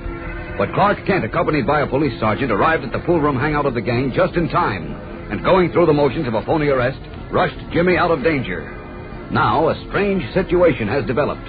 Muggs has informed the mysterious head of the hate-mongering organization behind his gang that Jimmy was arrested, and a lawyer named Walter Green has been sent to police headquarters to get Jimmy out of jail. Actually, of course, Jimmy is not under arrest, but again, guided by Clark Kent, he is putting on an act in an effort to learn the identity of the breeders of hate. As we continue now, Green, the lawyer, has left Jimmy and has gone to Inspector Henderson's office to demand his release. For a long moment, the prison corridor is silent and empty. Then soft footsteps fade in, and the figure of Clark Kent looms up out of the half-darkness at the bars of the cell. Jim? That you, Mr. Kent? Yes. How did you make out? Gosh, I don't know. I can't believe it yet. Can't believe what? He said he's going to take me to the big boss. What? The guy who runs... That's wonderful. Well, there must be a catch to it. I don't trust him. Why did he offer to do it? Well, I don't know. Hold it, someone's coming. Okay, it's Charlie making the rounds. He went down the other corridor. Now, why did he offer to do it, Jim? I don't know. Except I was acting awful tough and making out like I was suspicious of him, the way you told me. And all of a sudden, he said I was a smart kid, and he was going to take me up to meet the big boss. But I think there's a catch in it. Maybe not. Where is he now, with Henderson? Yeah, I guess so. He said he'd get me out if he had to swear a writ of something or other. Habeas corpus. What's that, Mr. Kent? It sounds like Latin. It is. A writ of habeas corpus is permission granted by the court for someone to have or possess a human being who is being unlawfully held by the police. Boy, someone sure figured things out. Yes, Jim, someone sure did. That's why we're all so jealous of American democracy, because it guards its citizens against abuses. You know what happened in Germany under Hitler? A man could rot in jail before anyone could get near him. Oh, you mean what happened in Germany couldn't happen here? Unless we're mighty careful, it could. Hitler may be dead, but his mad, twisted ideas didn't die with him. There are still a lot of people who want power. Well, like the man we're after. And they know the best way to get it is to start trouble among different races and religions. That's what we've got to fight, Jim, and there isn't much time. Yeah, Green will be down again any minute. All right, now look, Jim, your hunch may be right. There could be a catch to this. But either way, you can't back out now. You'll have to follow through. Okay. Now, all I can tell you is be careful. Watch your step. Don't take any chances. Mm-hmm. Too much at stake. If Green does lead you to the man behind the hate campaign, you'll be stepping into a rat hole. Just remember, Jim, rats have sharp teeth.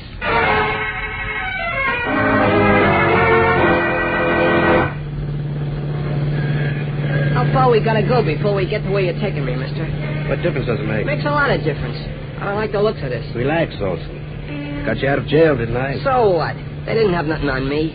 Look, you're a smart boy. You can go far. Keep your nose clean. How far am I going now? Large apartment house in the middle of the block. Who lives there? You'll find out in just a few moments.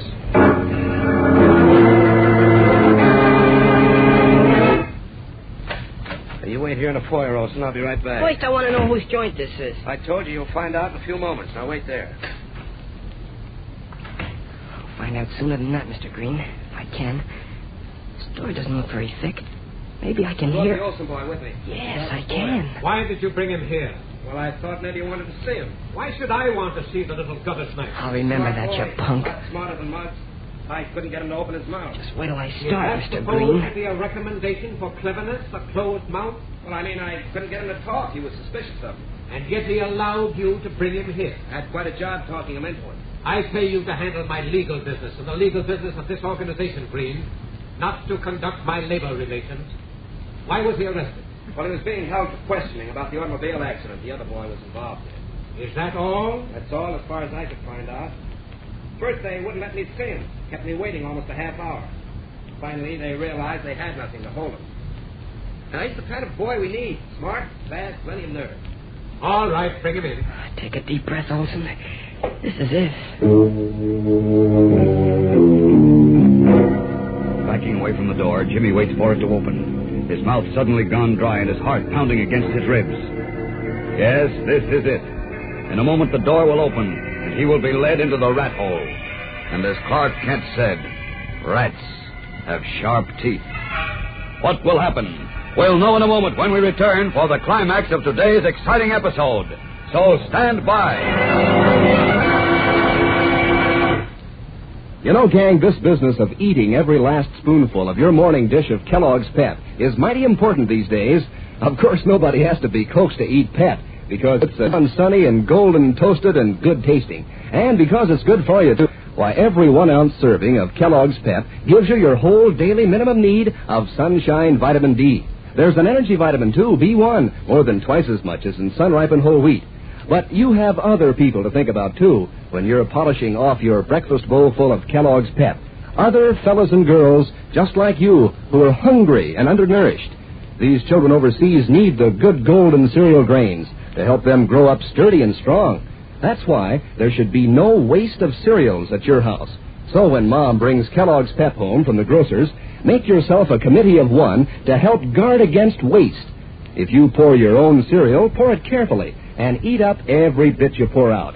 Tell your younger brothers and sisters to be careful, too. Then you're doing your bit to help those hungry children overseas.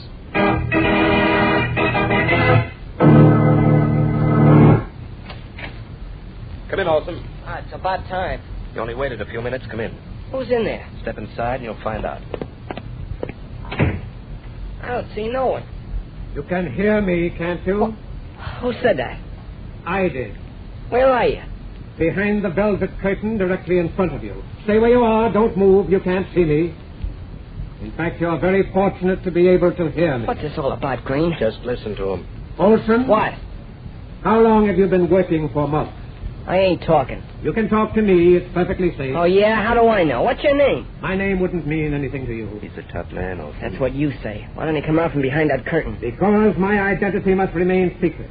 You know the type of work we're doing, don't you? What's that got to do with it? No one except a few close associates, such as Mr. Green, must know who is at the head of the Guardians of America. The what? The Guardians of America. That's the name of our organization. We have banded together to guard this country against the foreigners in our midst. We're going to protect America for those of us who have pure blood. You know what happened to the drugstore belonging to the Jew Hoffman? Yeah, I know. The same thing will happen to all the members of the committee attempting to raise money to build an interfaith community house. We don't want the Catholics and the Jews to get along with one another. We don't want Protestants to mingle with Catholics. If that happens, we'll never gain any power. People who are friendly and stick together are hard to control. We want them hating one another. That's why we spread stories around. We tell the Christians that the Jews are trying to take over the country. And we tell the Jews the Christians want to kill every one of them. But that's not... Of course, it's not true. But as Hitler said, if you tell a lie over and over again, people will begin to believe it. So what good did it do him? He got knocked off. Hitler was a great man, Olson. He made only one mistake. He moved too fast. We're not making that mistake. We're going slowly. And you can go along with us if you wish. Yeah? How? Well, Mr. Green here seems to think that you're a very smart boy. I'm going to give you a chance to prove it. I'm going to give you a little job to do. What kind of a job? A very important job. A man named Klein owns an art gallery here in Metropolis. There are some very valuable paintings in the gallery, paintings worth thousands of dollars. Now, Mr. Klein has contributed a large sum of money to that Unity House building fund, despite our warning.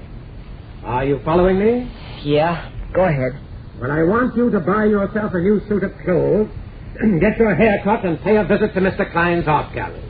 You can be a high school boy who has to write a composition on famous paintings, and you're looking some of them over. You'll take a sharp razor blade with you, and while you're looking at the paintings, you'll slash some of them. Oh, yeah? I mean, what if I get caught? Well, if you're as smart as he thinks you are, you won't get caught. And I'll pay you $50 for each painting you cut. What? $50 for each one? Yes.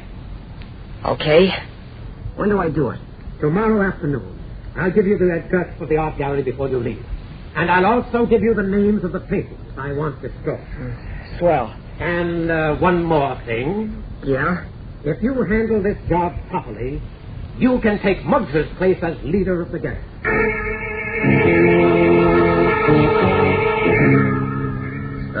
black velvet curtain from behind which comes the cold, hard voice of the mysterious leader of the so-called Guardians of America, Jimmy Gulps. Still unable to identify the owner of the voice, he finds himself faced with a problem. If he refuses the job he has been offered, he may never have another opportunity to make the identification. But if he accepts the job, it will mean committing an act of violence, a crime. What can he do? What would you do if you were in Jimmy Olsen's place? Think it over, and tomorrow be sure to listen to find out what Jimmy does with the help of Superman. Yes, be sure to listen tomorrow, same time, same station, for the exciting episode entitled Superman Sets a Trap. And remember, for breakfast, it's Kellogg's Pep. For excitement, the adventures of Superman.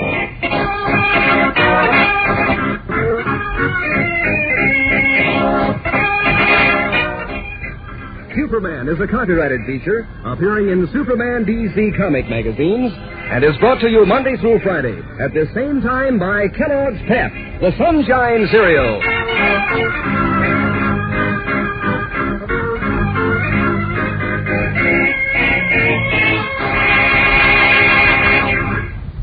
Say, gang, you know, faster than a speeding bullet, more powerful than a locomotive, able to leap tall buildings at a single bound. Look, up in the sky. It's a bird. It's a plane. It's Superman. Kellogg's Pep. P-E-P, Pep. Kellogg's Pep, the Sunshine Cereal, presents The Adventures of Superman.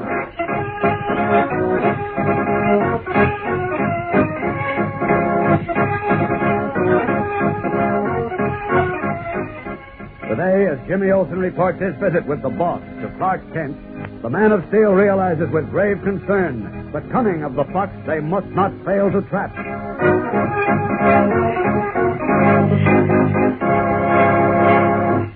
Hi there, gang. This is your pal Dan McCullough. Say, did you ever know anybody like Leftover Larry? He's the sort of fella who never quite finishes the last bit of food in his dish. Well, Leftover Larry is certainly out of style these days, particularly when it comes to a bowl of Kellogg's Pep. Boy, think of the good eating he passes up. The crisp, golden toasted goodness in this sunny breakfast cereal.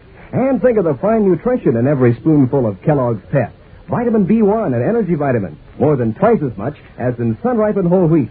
Sunshine vitamin D, too, your whole daily minimum need in every 1 ounce. And think of the fellas and girls, just like you, who need these good golden cereal grains, like the whole wheat in Kellogg's Pep, to help them grow up sturdy and strong. You see, gang, these children can't run and play as you do because they're hungry. And that's why we're sending grains across the seas these days.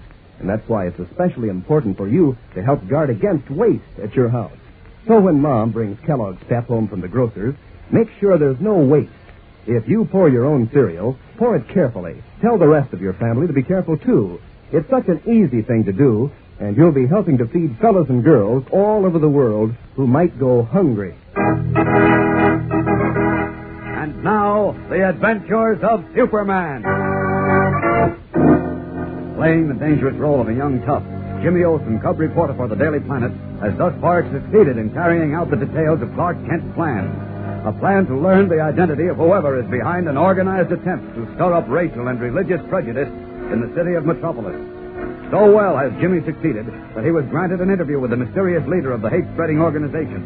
As we continue now, it is 1 o'clock in the morning. At Clark Kent's apartment where he is making his headquarters, Jimmy gives Kent the startling details of the interview. Listen. The lawyer took me into a room just off the foyer. It was fixed up like an office with a desk, a couple of chairs, a big safe, and some other stuff. Never mind the furnishings. What about the man? Well, I couldn't see him. He was standing behind a black velvet curtain at one end of the room. Behind a black... Well, why? He said his work was too important to let too many people know who he was. Oh. I tried to get him to tell me his name or come out from behind the curtain, but no soap. What about his voice? Well, it was kind of flat and hard. Was it? Would you recognize it if you heard it again? I think so. It was a mean voice. Yeah, I shouldn't wonder. All right, Jim, now tell me what he said. Well, what didn't he say? Honest, Mr. Kent, I had all I could do to keep from ripping down that curtain and pasting him in the nose. I know. He never heard such stuff. For instance?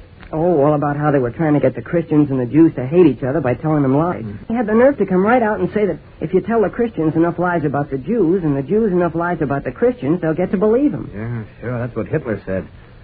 Go on, Jim. Well, he kept saying stuff like that, and I kept getting madder and madder. I knew I couldn't show it, so I held myself back.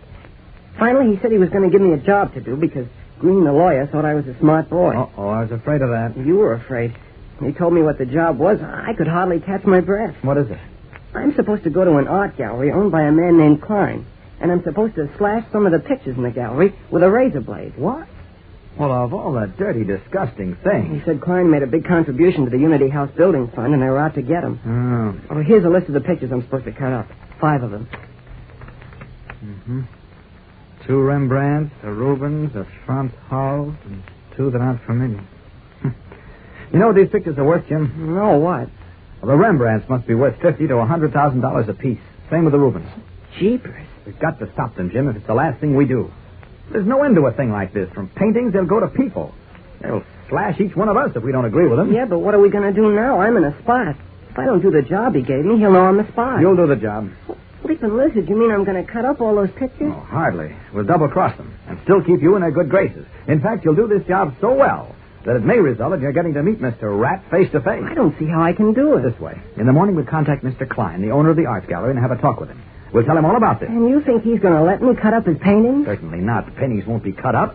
At least they'll only be cut up for publicity purposes, just so your man behind the curtain will think you've done the job. Oh, I get it. We'll run a story saying the paintings were slashed, but actually they won't be. Right. I'm sure we can get Mr. Klein's cooperation.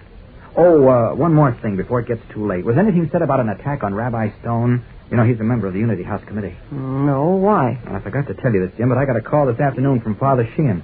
Seems Rabbi Stone received a letter warning him to resign from the committee or suffer the consequences. The letter said it was a last warning. Well, when did he get the letter? This morning. I just wondered whether maybe you'd heard anything about it. No, not a thing. All I heard, and Muggs told me in the pool room, was the next one they were after was Mr. Murphy. Oh? He's a member of the committee, too. Muggs said they had a special job to do on him. Oh, well, evidently they decided to save Murphy and go after Rabbi Stone. So what time is it, Jim? I watched out. 20 minutes after 1. Mm-hmm. Would Muggs be at the pool room now? Yeah, I guess so. He hangs around there most of the night. Are you too tired to take a run down and find out what you can about their plans? No, I'm not tired. Well, suppose you do that then, huh?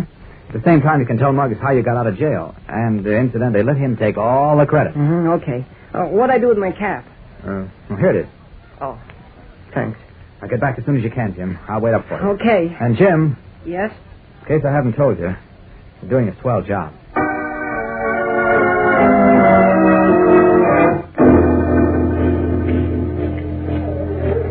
Come on in here, Olson. Okay. You only got a minute because we're going on a job. Big boss fixed it for you to beat the rap, huh? Yeah, thanks to you, Muggs. Forget it. You see, it's like I told you. We got protection. We're working for smart guys. They don't fool around. The lawyer took me up to the boss's hideout, Muggs. Oh, yeah? Yeah. How come the guy never shows himself? You see him? Yeah. He always talks behind that black curtain. Yeah, same with me. What do you have to say? Nothing much. I told him what a great guy you was. Oh, yeah? Yeah. Thanks, Olson. Well, I got to blow now. Me and a couple of guys got a job to do. Well, how about taking me along, huh? I ain't done a job with you guys yet. Okay. Okay, come on. What kind of a job is it? We're going to mess up a Jew synagogue. Hey, Skinny, what's this? Joe, let's go. Is this the same thing, Muggs? That kids' clubhouse stuff? Yeah, the guy that runs the synagogue. Guy by the name of Stone. He's on a committee for the joint. What are we going to do? Sneak in and bust up the synagogue. Creeps. What's the matter? You getting chicken hot? No, but before I go with you guys, I think I better stop off in a drugstore and what? I got a pain in my stomach. Something I ate, I guess. I'll meet you guys at the place. That's okay. We got time. We'll stop off at the drugstore with you and grab a Coke. Come on. Again, caught in a trap. Unable to contact Clark Kent to tell him the attack on Rabbi Stone's synagogue is going to take place immediately, Jimmy dies 1,000 deaths as he follows Muggs and his young henchman out of the pool room. The excuse that he has a stomachache and would like to stop off at a drugstore hasn't worked. What can he do? We'll know in a moment when we return for the tense and exciting climax of today's episode. So stand by. You know, gang, old man Sun does a lot more for you than just make a suntan in summertime. Sure, he's the guy who makes vitamin D for you, the sunshine vitamin that helps you grow strong bones and teeth. And did you know that Kellogg's Pep has this in common with sunshine? That very same vitamin D effect of sunshine. Why, just 1 ounce of Pep gives you your whole daily minimum need of sunshine vitamin D, plus twice as much of an energy vitamin, B1, as sun-ripened whole wheat. And is it good? Why, Pep is loaded with golden toasted flavor, crisp and crunchy as can be. So it's easy as anything to clean up every last bit in your bowl. And that's extra important nowadays, you know, because the cereal grains, like the famous whole wheat in Kellogg's Pep, have been picked out to give nourishment to hungry children overseas. So here's what to do, gang. When Mom brings Kellogg's Pep home from the grocer's, just make sure it's not wasted. If you pour your own cereal, pour it carefully and eat up every bit you pour out. Tell your younger brothers and sisters to be careful, too. That's your job in helping to take care of fellows and girls all over the world who are going hungry. Informed that Muggs and his gang of young toughs are about to make an attack on a Jewish temple of worship, Gibson made a desperate attempt to get away from the gang to call Clark Kent. He complained of a stomachache and suggested he drop off at the drugstore to get something for it. But Muggs' reply was that they would all stop in with him and get a Coke. As we continue now, Jimmy and Muggs and 3 members of the juvenile gang are at the soda fountain of an all-night drugstore. Okay, what'll it be? Coke for us, and this guy's got a pain in the stomach. Indigestion? Yeah, I guess so. I'll give you a bite card. Okay. That'll fix you up, Olson. Yeah, I hope so. Hey, Bub, bring it down. Thanks. Down the hatch, go ahead. Yeah. That'll fix you up. It always does a trick, don't it, Joe? Yeah, sure, every time. Oh, I still got the pain. Let's give it a chance. More Coke. Now, drink up, you guys. We gotta get rolling. How much we owe you, Cap? 20 for the Cokes and a dime for the bite card. There's half a buck. Keep the change. Thanks, Bud. Okay, let's go. Come on. Hey, Muggs. What's the matter? I still got the pain. Maybe I better not go along with you guys. Maybe I better sit here and wait till it goes away. Hey, Bud, maybe he's got appendicitis. I know a guy. Who asked you? Okay. That ain't my funeral. You want to go see a Sawbones, Olson? Oh, no. I don't need no doctor. All I got's a stomachache. All right, you take it easy. We don't need you on this job anyway. Me and Lefty and Skinny and Joe can handle it okay. Are you sure, Muggs? Yeah, sure. We'll see you tomorrow. Okay, Muggs. Thanks. Forget it. Come on, guys. Ahead of you, Muggs. Hey, Bob, where's it hurt you in your stomach? Uh-huh. Your stomach, where's it hurt you? Oh, it don't hurt so much anymore. I gotta make a phone call. Oh, boy. Thought I'd never get away from them. Mr. Kent's number? Oh, yeah. Metropolis 4320. 4320.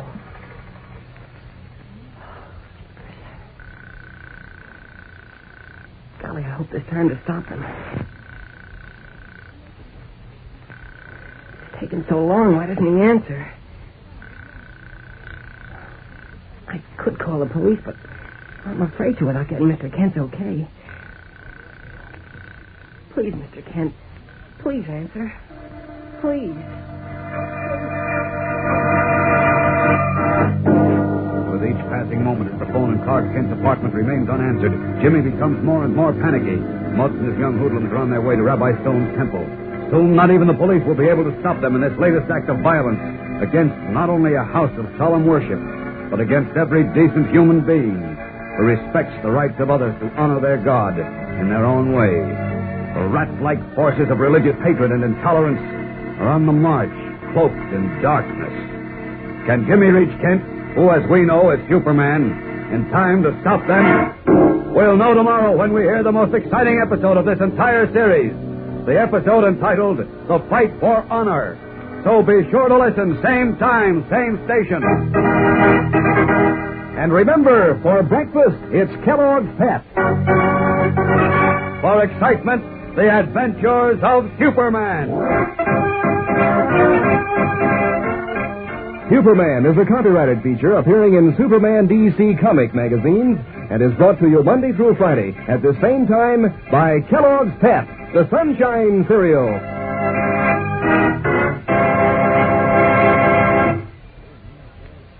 Lots of you kids have dogs, and I'll bet one of the things they enjoy most is the tug of war. Dogs seem to get such a kick out of using their strong teeth and muscles. Now, if you want to help keep your dog strong and husky, feed him Kellogg's Grow Pup dog food. It's just wonderful for dogs and has a good meaty flavor dogs like. There are 3 different kinds. There's Grow Pup Ribbon, Grow Pup Meal, and Grow Pup Pellets. Ask your mother to get Kellogg's Grow Pup today and see if your dog doesn't gobble it right away. And be sure to be with us tomorrow for the thrilling adventures of Superman. This is the Mutual Broadcasting System. Tired of the everyday grind? Ever dream of a life of romantic adventure? Want to get away from it all? We offer you Escape. Escape, designed to free you from the 4 walls of today for a half hour of high adventure.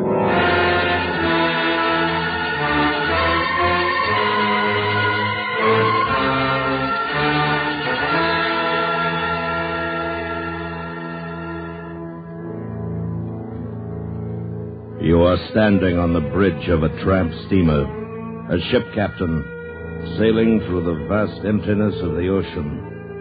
While on the deck below you, the crew, a desperate gang of cutthroats and murderers, are waiting for a signal that will give them your ship and bring you your death. Listen now as Escape brings you Anthony Ellis's exciting story, The Tramp.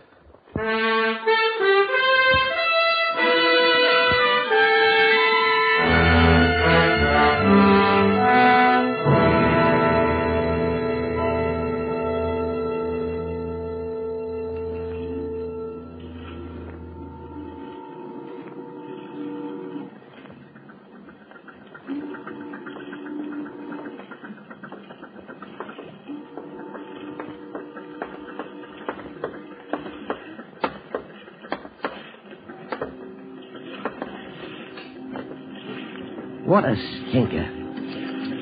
You can smell a rotten carcass from here. What a stinker. He'll sail like a ruddy haystack, you know that, Alt. She's what we've been looking for, Gowdy. 8 knots with the wind behind her.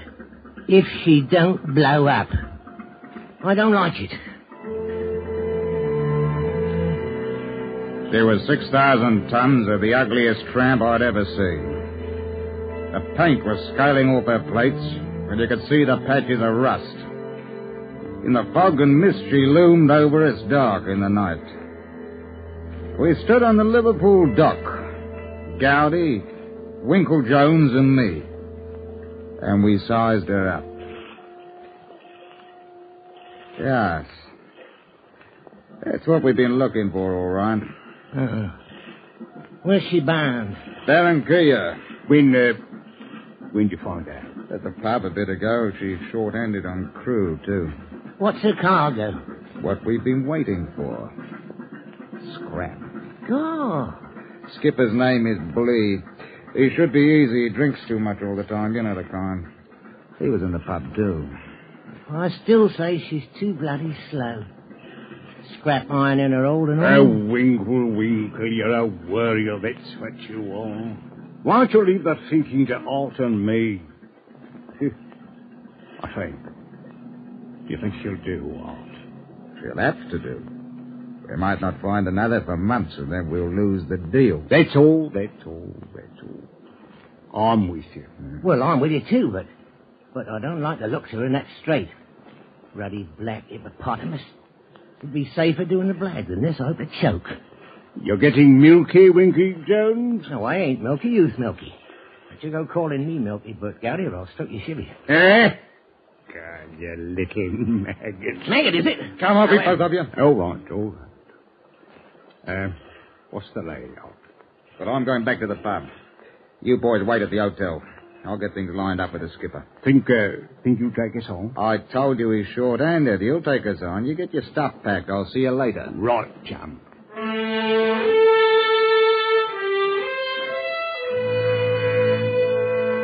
I walked up the road to a walloper called a jug. Inside were seamen mostly, and the rest, a lot of dirty muck from narcs to dodos. I spotted the captain, Blee, sitting in a corner, dipping his yellow moustache in a mug. And after I got my own pipe, I walked over to him. He was well canned, I could see that.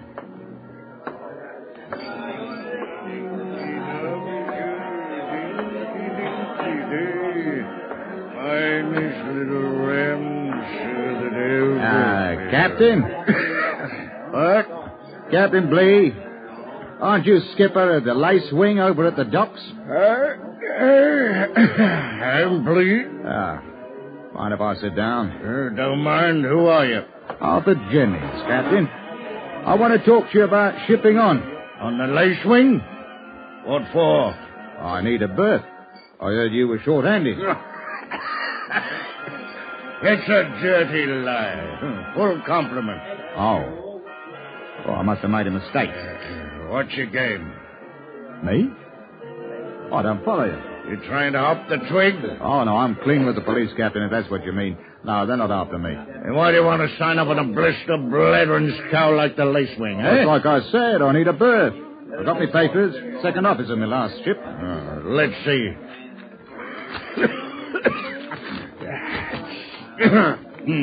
Arthur Jennings. Here, take him. Well? Well, am I hired? How old are you? 34. Know how old I am? No. I'm 60. I'm 60, and I'm hauling around a bill-stinking slush of rubbish like the Lace Wing. Now, what that means, I might have had a Cunarder, but I ain't. I'm a failure. And I'm drunk. You sign up somewhere else, young fella. Well, a job's a job. I'm telling you. I need a man like you. I need a first officer, a second and a third. I need a chief engineer bloody near, and I'm going to settle for scrapings. That's what I always get, scrapings. Go on, clear out. I still want to sign on. I hear you're bound for Barranquilla. No bonus on my ship. Owner doesn't believe in it. Dirty dog. Oh, that's all right. You'll have lascars and mugs under you. I'm used to it. I've been around. On the sea, one man's the same as another. Yeah, you're a fool. But I need a mate. Yeah. You want to hire them in? We're short 18 and the pay's not worth a bunion. I'll get them. Yeah. We're sailing at 6 in the morning. All right. You're a fool. Don't turn up. I gotta have another pint. Right you are, Skipper. You stay in and enjoy yourself. I'll take care of things topside. What's your name? Jennings, Arthur Jennings. Jennings? All right.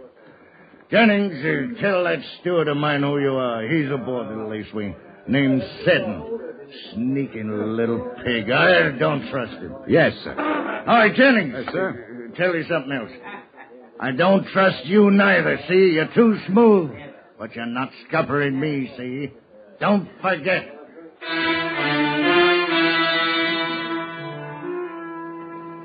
It was as easy as pie. Of course, it had taken her time to find the right ship and the right skipper. Yes, better than 4 months. We had to be sure. And most tramps these days belong to a big company. They're part of a fleet. We couldn't use anything like that. It had to be what it was. The Lace Wing. Panama Registry. A general trader that nobody else would touch with a skipper to go with her. A ship that wouldn't be missed for a while.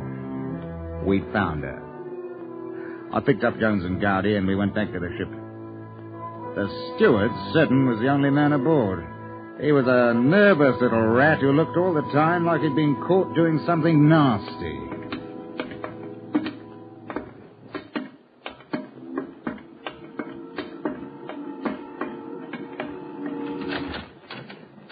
This'll be your cabin, Mr. Jennings. What do you take me for? You call this a cabin? It's not fit for a pig. Get it cleaned out. Oh, yes, sir. Sorry, sir. Now, look here, Sothern. Mr. Gowdy is the new second officer, and Mr. Jones is chief engineer. That's Captain Blee's orders. See? Yes, sir. I'll see their quarters is put to rights immediately, sir. You'd very well better. Okay, that's all.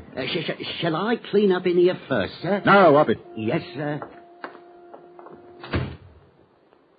Well, I must say, nice work, nice work. Well, it's a starter. All very nice for you blokes, but me. I got to go down in the bowels of this bucket of bogey. Chief engineer. You think I want to blow myself up? I know what them engines is like without even looking. You've got engineer paper, and we need you down there. If you don't like it, you know what you can do. Take no notice of Winkle, he's hungry. Now then, what next? Well, as soon as the old man comes aboard, we'll see that he's all tucked in bed, nice and comfy, and he doesn't wake up until we're out of here. What about the rest of the crew? Well, what there is, we can manage. The ones I'm supposed to hire wouldn't sign up, see? That'll be the story. Don't forget it. Right. Well, you better get on the job now. I'll go ashore and send a cable that we've found it. We're shoving off at 6.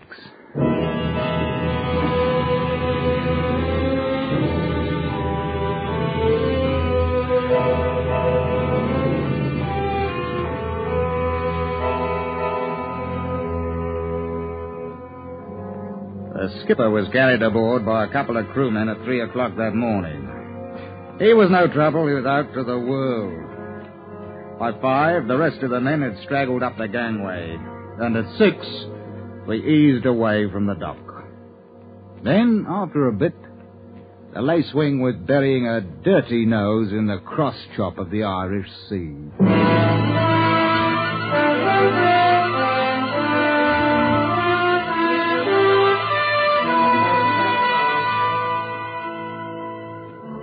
We were 3 days out of Liverpool. I got off the regular ship lanes as soon as I could, and there was no questions asked. But Captain Blee didn't budge from his cabin. I hadn't even seen him since putting out, and I made sure that the steward kept him well supplied with whiskey. Gowdy, Jones, and me were having grub in my cabin on that third night, and the ship was pitching and heaving like a donkey with the itch. Sure. Oh, what a ship. Smooth as glass out there, and look at her. Oh, she'll never make it. The engines won't stand it neither. We're pushing her too hard. Never mind that. What about the crew? Pushover. Usual bunch. Any troublemakers? In this lot, don't make me laugh. Lot of mugs. Well, you ought to be able to make it, then. The important thing is to keep the radio man quiet. That'll be your job, Bert. Right. What about them engines? I tell you, I've got to slow down. They won't hang together. Mr. Mate! Evening, Captain.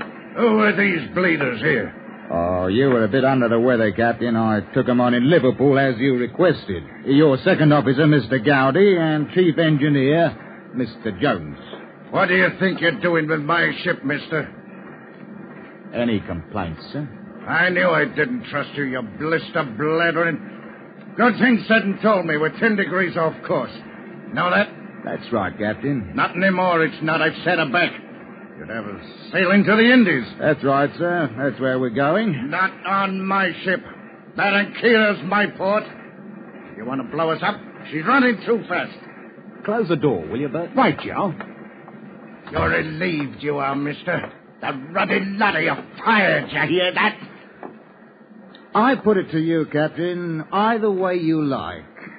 You go along with us and you won't get hurt. You make any trouble, then we'll throw you overboard. You what? Me? I'll have you in irons! Here, this is built to me! Doggone pots, you'll hang for this! Oh, sorry, Captain. You want to take seconds now? You come in with us, and we'll give you a share or overboard. Now. No arguments this minute. Now. I'll give you a share of my foot. Knock him out. Aggravating old bleeder. Have a look outside. See it's clear, Jonesy. Okay. Better this way, I was afraid he might come in. We'd have to divvy up. I didn't think he would. All clear. All right. Come on, Bert, give me a hand. Oh, right now. Let me... Lord, the old pub guts. Get over to the rail, Jonesy. Okay. Okay. Hurry up.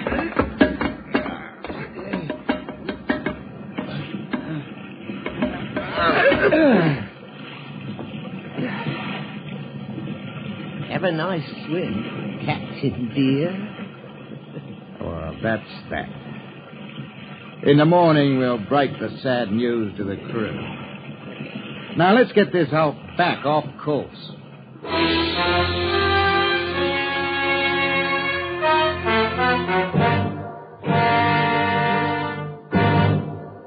We will return to Escape in just a moment. But first, tomorrow night, Frank Lovejoy stars in Suspense's production of The Storm on most of these same CBS radio stations. It's a strange story about a man on a dance team who sets out to prove himself greater than a hurricane. And, needless to say, it's a tale well calculated to keep you in suspense. Don't miss it tomorrow night at the Star's Address, presented by CBS Radio. Suspense, starring Frank Lovejoy. And now, back to Escape.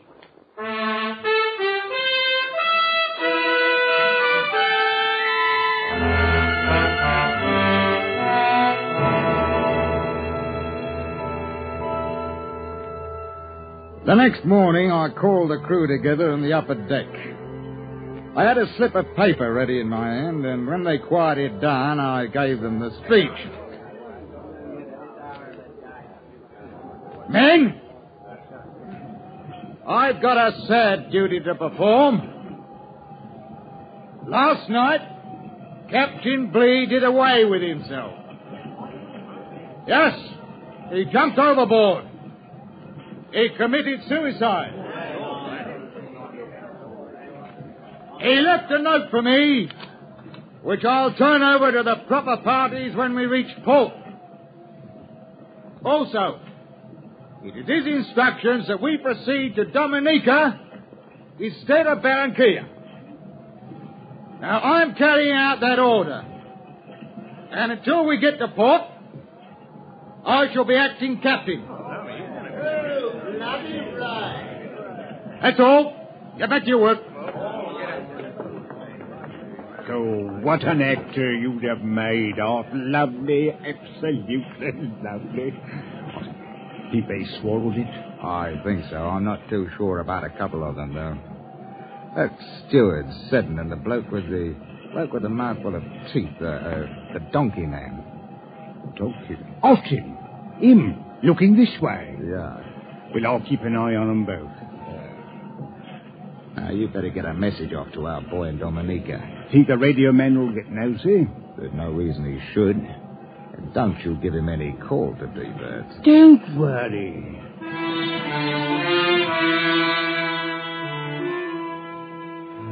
It looked good. It was all going our way. The ship and her cargo of scrap was going to be worth $15,000 to us when we took her into port. That's the way we fixed it 6 months before. A couple of blokes I met in Liverpool. We were to find them a ship, hijack her, and sail her into Dominica with her cargo. Scrap, if possible. Then they were going to sail her out again to China. And Gowdy, Jones, and me, well, we'd blow down to Argentina with our 15,000 and have some fun. That's the way it was. And it looked like it was going to be stone ginger from then on. That's the way it looked until we were 2 days out of port. Come in. What do you want, Seddon? Might I have a word with you, Captain? I'm busy. It's important, sir. What? It's about Captain Blee, sir. What about it? Well, sir, I hate to say this, but I don't think he met with no accident. You don't? No, sir. And seeing as how I know what really happened to him, I was thinking maybe it'd be worth a nicker or so if I kept my face shut. Captain Blee jumped over the side, and I've got his note that says so. Could I see the note, sir? I know the captain's writing lot me own. What makes you think it wasn't an accident, Seddon? Seeing as how I saw what happened, sir. Oh. And seeing as how we'll be in port in a couple of days, I wouldn't want to make any trouble for you or any of the other gentlemen, sir. Did you figure maybe something might happen to you? Oh, yes, sir, I did. That's why a friend of mine, Mr. Austin, he knows about it too, just in case. Now, what you do, sir, is your own business, I'm sure. But don't you think it might be worth a little bit of fat to us? You're a ruddy fool, Seddon. You should have waited. You should have waited. Fair, ain't it? You did murder. You don't want to. Now, don't forget, Austin knows too. He'll take care of Austin. Now, look here. No need to get nasty. I'll keep the trap shut. Mr. Jennings, I'll give you my word. Don't hit me, please.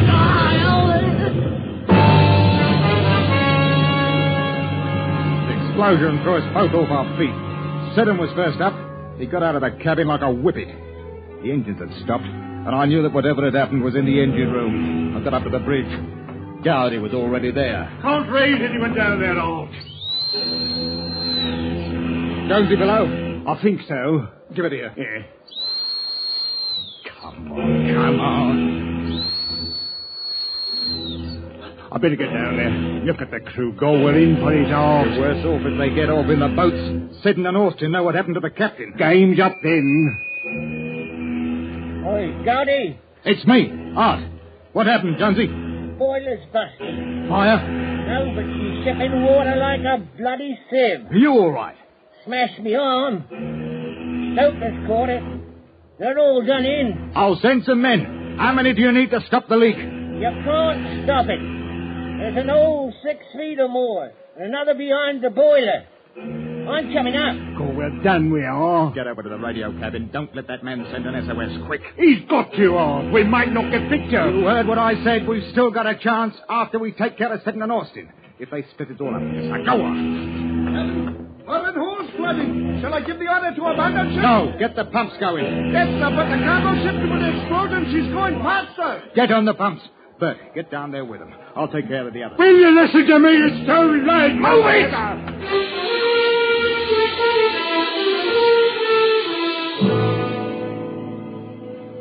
I ran down to the radio room. We had to stop the call from going out because if there was a ship in the vicinity and it got to us before we put the quiet on Seddon and Austin, the three of us would hang. And the sinking ship was a sight less worry.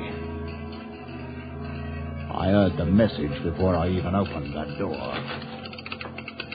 Stop it! I've been sending it, sir. Already got an answer. I said stop it! We're sinking, sir. It's my duty. We are not under yet. You think I want us hauled in for salvage rights? You sent out that we're okay, see? Now, you do it now. Need no assistance. Send. There's a ship about 20 miles off, sir. She could stand by just in case. She's on her way. You do as you're told. Need no assistance. Better get them boats over the side. We're done for. 5 minutes, not even that. Come on out here. Now listen to me, Jonesy.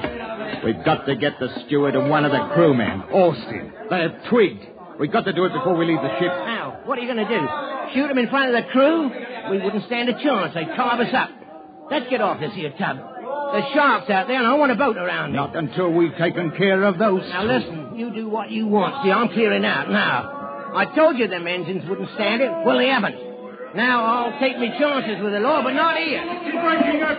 I'll bring to the boat over the side. Come on, let's get out. I'm with you, Bert. Abandon ship! Abandon ship! Abandon ship!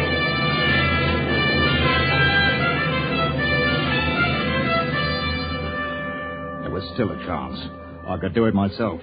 Find Austin. Find that dirty little rat Seddon. Do them both in, and there was still a chance that nobody would know. I went looking for them. The Tramp was listing and settling lower in the sea, and I ran from one side to the other. Hit it. Then I spotted them. The lifeboat was already in the water. I saw Seddon looking up at me, pointing. Then Austin saw me. I jumped for the boat, and I missed. She pulled away from the side. Wait! Wait! Hold up! Steady! Give us a hand! How's it feeling there? Now, don't please the Lord now. Use the hand. Oh, let you drown, you dirty murderer. He's going to kill me. Let him in there. No! Don't. Get me out. Get me You make a confession, see? All these other blokes is witnesses. You confess. You confess now or you can swim for it. All right, I did it. What did you do? What did you do? I killed the captain. You and your mother, too? Answer me! Yes! All right. Come on now. I'll say.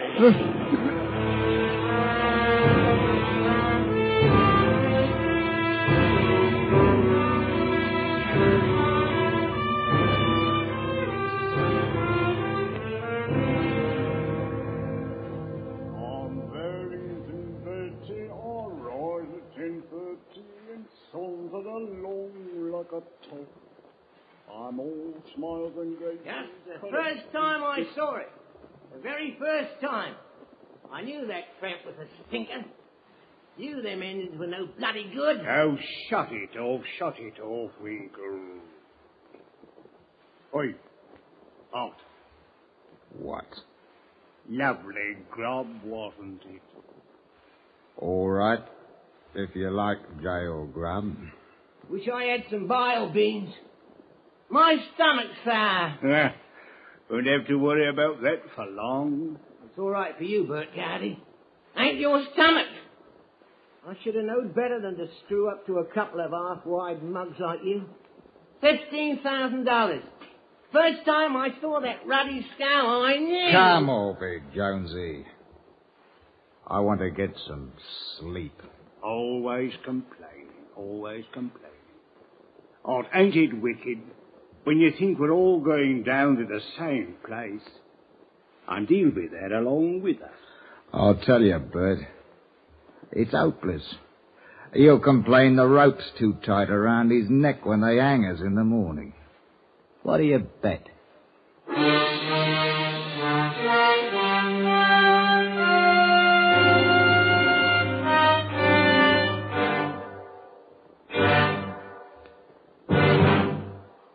Escape has brought you The Tramp, written and directed by Anthony Ellis, starring Ben Wright as Jennings, with Jay Novello as Gowdy and Charlie Long as Winkle Jones. Featured in the cast were Tudor Owen, Alec Harford, Lou Krugman, and Charles Davis. Editorial supervision is by John Meston, and the special music for Escape is composed and conducted by Leith Stevens. Next week. You are standing in a darkened room in the heart of Russia's dread Lubyanka prison, your mind tortured into blankness, while across a desk from you, happily smiling at you, is the chief of Russia's secret police, who intends to drive you to insanity or to death. So listen next week when Escape brings you John Dehner's exciting story, The Man with the Steel Teeth.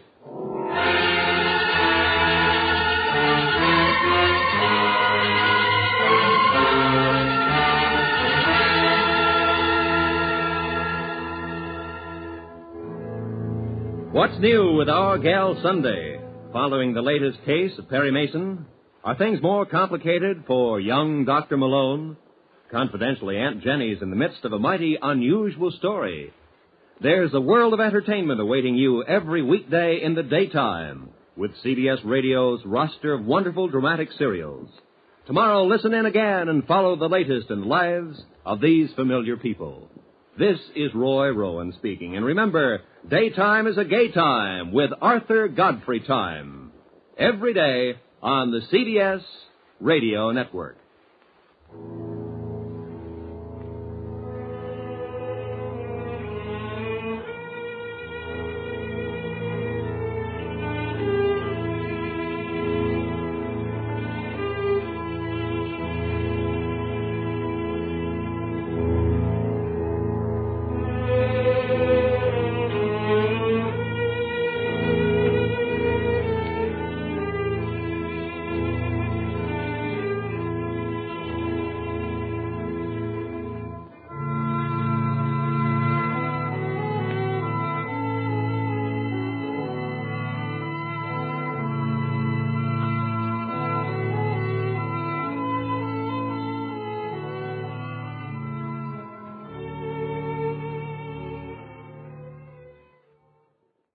Tired of the everyday grind?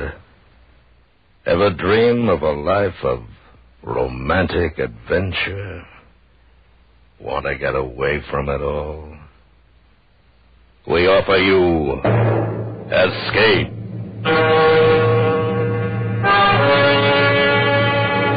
Escape, designed to free you from the four walls of today for a half hour of high adventure.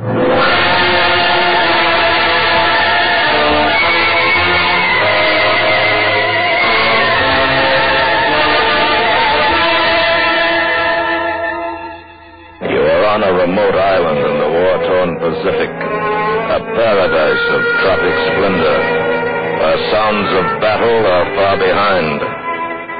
While walking slowly toward you, her arms stretched out to you, is the most beautiful girl in the world, whose embrace could mean your death. Listen now as Escape brings you Millard Kaufman's exciting story, The Island.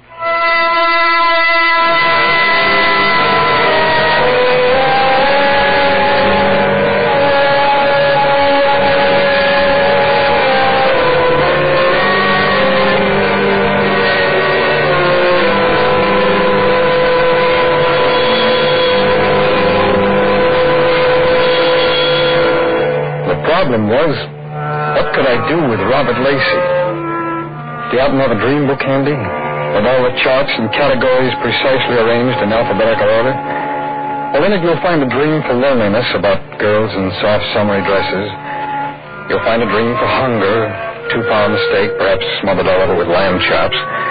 Or dreams for the traveler of a hometown far away and long ago. But find me a dream of a place you've never seen. A place that doesn't exist. Awake or asleep, that was Lacey's dream. Corporal Robert Lacey, 2nd Battalion, 4th Marines. Harmless enough dream, I guess, and not to be taken seriously, or so it seemed until that night when Lacey's dream became my problem. May it was, 1945, in a little wood on Okinawa.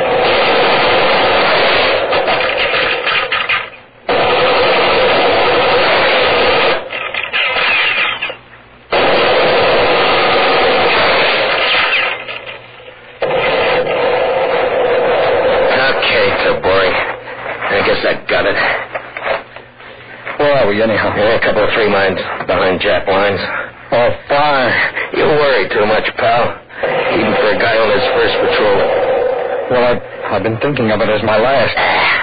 Relax like me and you'll live forever.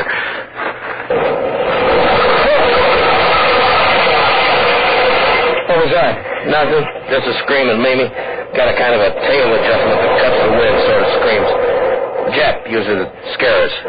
Well, they sure succeeded. You scare easy, pal. Sure, I'm a pushover for that Schrecklichkeit stuff. Schrecklichkeit? Yeah. What kind of jive is that? Well, it means terror, frightfulness. It's German. Germans got a whole arsenal of terror weapons. Japs have got a few themselves. What do you say we sack in, huh? Sack in here? That's as good as the next place. What a lash up. It's 3 miles behind Jap lines. Got no chance of getting back tonight. Get knocked off if we try. You take the first watch. I'm going to sack in. You going to sleep?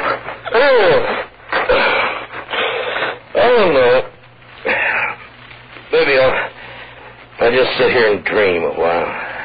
You're sure picking a fine time for it. Hey, did I ever tell you about my island? Yeah, you told me. You must have told me 50 or 60 times in the past month. All right, so I'll tell you again.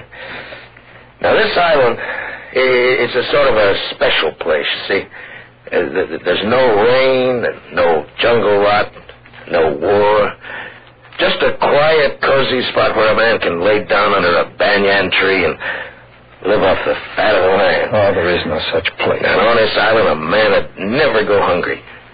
All you got to do is fish a little with the natives. And they're all big men, and they're friendly. Not like the Nips. And all the dames are beautiful. You know something, Lacey, you read That's where I'm fixing to go, as soon as I can find it. I'm never going back stateside. I'm going to lay down under that little old banyan tree, and I'm going to rest. I let him rave on. What else could I do? Argue with him? There I was, 3 miles deep in enemy lines with a stranger, his eyes narrowed in a 1,000-yard stare, rush of words like a nervous twitch. He raved on about a place that doesn't exist with It's an island. big men and beautiful women. Different. Like nothing you ever saw, all surrounded by mist. And then I found myself listening, It's people. sort of hypnotized. Well, they're different. And I learned something about Corporal Lacey and what combat weariness means. He'd foraged too long among the rotten, bomb-scarred devils of the Pacific. He'd seen too much death, too many crack-ups. Hell, I won't never go back. He was himself, half-cracked and slightly dead, barely held together by the taut and twisted wires of his dream. So what could I do? Argue with him? There'll be cattle on the island, too. I'm going to find me a beautiful girl. Tabori. Yeah, I'm listening. Look, Tabori, out there coming toward us. Where? Over there. About 2 o'clock. There's a whole bunch of them. No, it's not a bunch. It's 4. 3 men and a woman. They're heading right for us. Oh, put that rifle down. What's the matter? You flip or something? They're not chaps. The men are too big. What? It's funny, the woman with them, though. Maybe his eyes were better than mine, but how could I trust that brain of his all festive with dreaming? I tell you, they're not chaps. And the dame is beautiful. If only I'd listened to Lacey then. If only I'd known, but Japs or no Japs, I was taking no chances. I raised my rifle and... You hit the woman. I'm going to see if she's hurt bad. Come on. Lacey, don't go. You know the Japs. It might be a trick. Don't worry about me. Let go, my arm. Listen, you get yourself killed. Not me, boy. I'll live to spit in your grave. Now, let go of me. All right. I just hope you know what you're doing. I don't want to get involved in any of your cockamamie dreams, you know. Dreams? It's no dream, boy. You'll find out.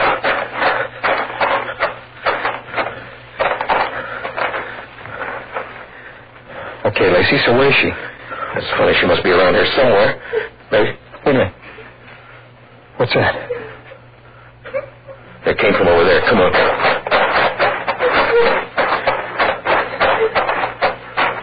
Ah, there she is. She's scared us. Lady? It's all right, lady. Go away. Oh, now, we won't hurt you, lady. I heard you. I heard you. Won't you, lady? Ah, she's bluffing. I got your first aid kit. Yeah. Look, lady. Let me fix your arm, huh? You see, we got bandages, adhesive tape, penicillin. She don't get what you're talking about. She gets the idea, huh? That's right, lady. This won't hurt a bit. Hey, you just got nicked a little, that's all. Just a flesh wound. Oh, she trusts you. Yeah, she trusts me more than you do. Didn't I tell you she was beautiful? Well, you told me a lot of things. How about the men she was with, the big men? Well, she was with them, and they weren't Japs. Not Japs. In a pig's eye, not Jap. No, they're not Japs. There, you see? Well, then what were they?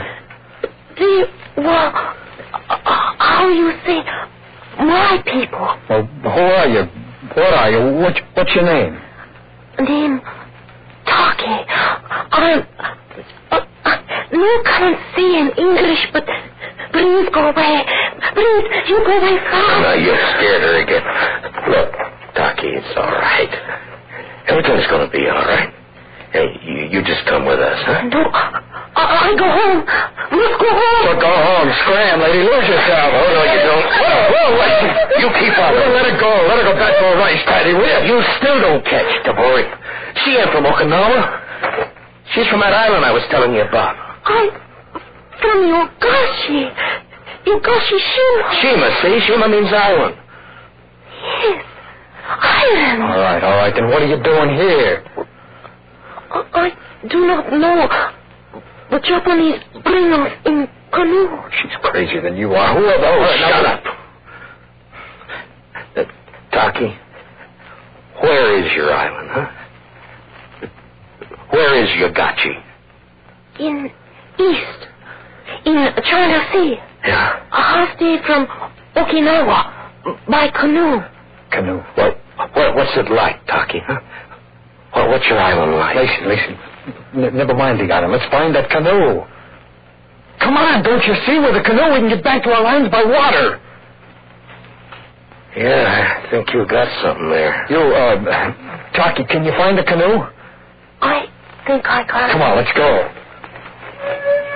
She led us on through the wood. A lopsided moon came up, and its rays filtered through the clouds and down through the jagged trees. In the moonlight, she was like one of those porcelain figurines, delicate, with a peculiar tint to her skin, unlike anything I'd ever seen before. It was like the shade of waxed ivory, ancient ivory. Her hair was long and black, drawn tight over her head. She was straight and slim. She walked with dignity. She was beautiful. As beautiful as a dream, Lacey's dream. But dreams don't come true, not like this, yet here she was, just the way he described it. And the three men. And the island. I couldn't figure it out because just then I didn't have time. Listen to that. Yeah. Come on. Taki led us down a slope to the water. There were canoes. And leaning against the prow were two sentries. Well, they were safe, they thought, 3 miles behind their line, snug as 2 bugs in a mosquito net. They were so safe they didn't know what hit them.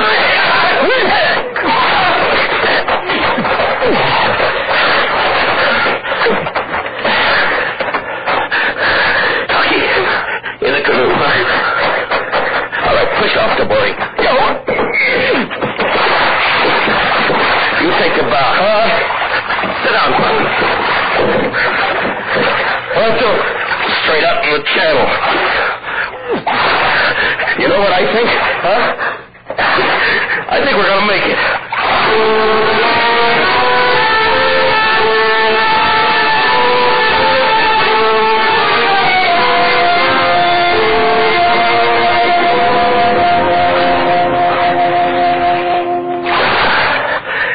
Okay, Tabori. We can take it easy now. I'm not taking it easy till we cross our perimeter. How you going to tell at night? Oh, but do you think I got neon signs, huh? Well, maybe we'll see a landmark or something. Distances can fool you at night. We're liable to paddle right into a platoon of nips. Okay, what do we do, Lacey? We'll stand by till morning. Then head for our convoy. We'll ride ashore in style. LST. I don't know. I think it'll be better if we look whatever you think. You're outvoted. You're outvoted 2 stripes to 1. Oh, you're pulling rank, Corporal? Well, why not, knucklehead? This ship's got 1 skipper and I'm it. Oh, you're like a... Now, look, if I want any stuff out of you, I'll knock it on you. Now more than you don't pile up this detail. So what was I going to do? Argue with you? Start a private firefight in the middle of the China Sea? I was getting a little combat weary myself, but Lacey, he was all charged up as though his crazy dream had come true. Lying on the narrow deck of the canoe, I could hear Lacey, and the more I heard, the more confused I got. It's not like other islands, is it, Taki? Is this land, Yogashi? I wish I could tell you how. I know it. It's pretty, huh? It's very pretty, but... Is the fishing good? It's good. And we have pigs. Cows? Good cows. I knew it. Cows and pigs. And Lacey getting all hopped up about them. Well, that was the last thing I remembered. I guess I fell asleep, and then... Suddenly it was daylight on it. Tabori! Hey, look, Tabori! What? Look over there. What do you see, huh? An island? Just an island? It's not just an island. That's my island. Well, what's so special about it? Well, look at it. It's surrounded by mist, just like I said. Oh, tell it to the troops when we get back to Okinawa. What stand by for a ram. We ain't going back to Okinawa. Hey, now, wait. I don't want any more trouble from you, Tabori. Well, then don't make any, or I'll... Hey, look at your rifle. Well, don't bother, because I got it right here. What? Now, you get forward. You're crazy. Go on, move, Tabori. You're flirting with a Purple Heart. All right, now lean on that paddle. That's right. We're heading for Yagachi.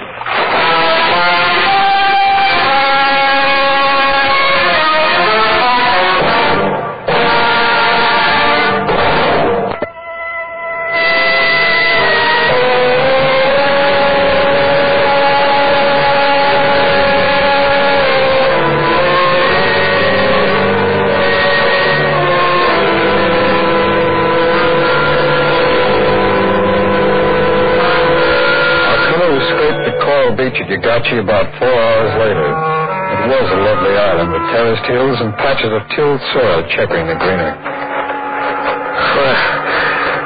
Seeing's believing, that's a boy. I wouldn't believe it. So close to Okinawa. Where are your people, Taki? We over here. But you must not come. You go back now. Oh, no, I'm sticking around. How about you, the boy? Well, I came this far. I'll sweat it out just for laughs. You're going to laugh out of the wrong side of your face. What do you mean? Well, that's just a figure of speech, Taki. Let's go. So there I was, caught up in Lacey's dream, when all the time I should have taken off at high port for Okinawa. I should have known better, but I didn't, and what you don't know can hurt you. Plenty. Hey, look at that cow, Tabori. I could eat it down in the hole. I tell you, I'm going to live off the fat of the land. The trail snaked upward. There were scarlet flowers and lilies in the swordgrass. All very nice, I suppose, but I was looking for people, the big men of Lacey's dream, the girls all as lovely as the girl beside us. I was tense with expectancy at each bend in the trail, but Lacey's tensions had all vanished. He lost them because he had found Taki. Robert Lacey. No, Taki. My name's Lacey. Now try it once more. Lacey. No. Lacey, Taki. L, like in, this is a lily. You are a lady. And you're a loco. Tabori, I'm going to slug you. You're so funny, Lacey, when you're mad. You laugh nice, Taki. It is the first time in 5 years. It is first time I am happy. Maybe you were waiting for me to make you happy, like I was waiting for you. What do you mean, Lacey? Well, I mean it. Well, here.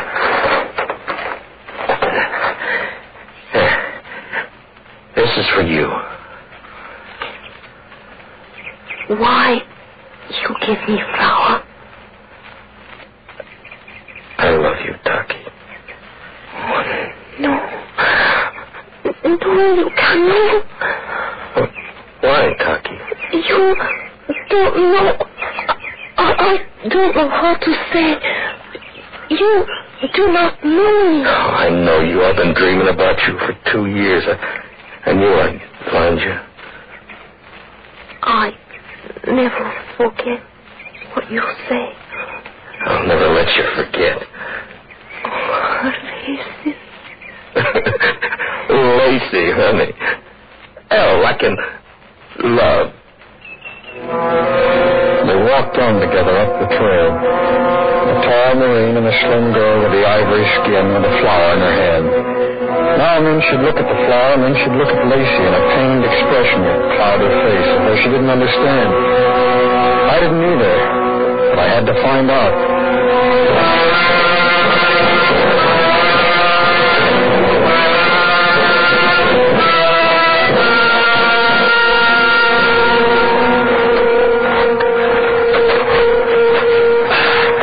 Oh, man, what a climb. You know, it'd be easier for you if you give me back my rifle. Don't worry about me. I'll get by. Well, we got it low. There's the summer. I'm going on, Lukashi. See, down there, following and down. Hey, look. Look at them. They, my people. I told you they were big men. How can you tell from this distance? Well, look how broad they are. It's funny how they're all in a bunch like... Hey, listen.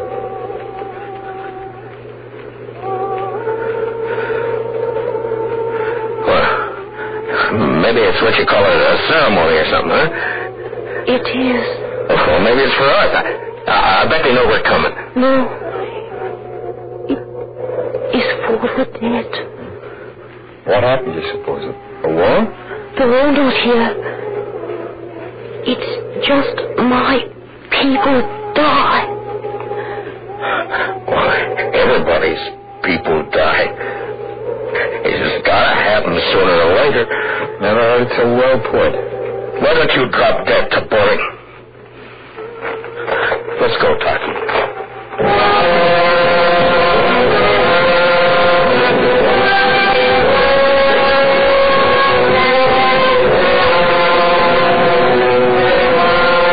We went down the mountainside, down to a cape that jutted into the Pacific like a gnarled finger of doom.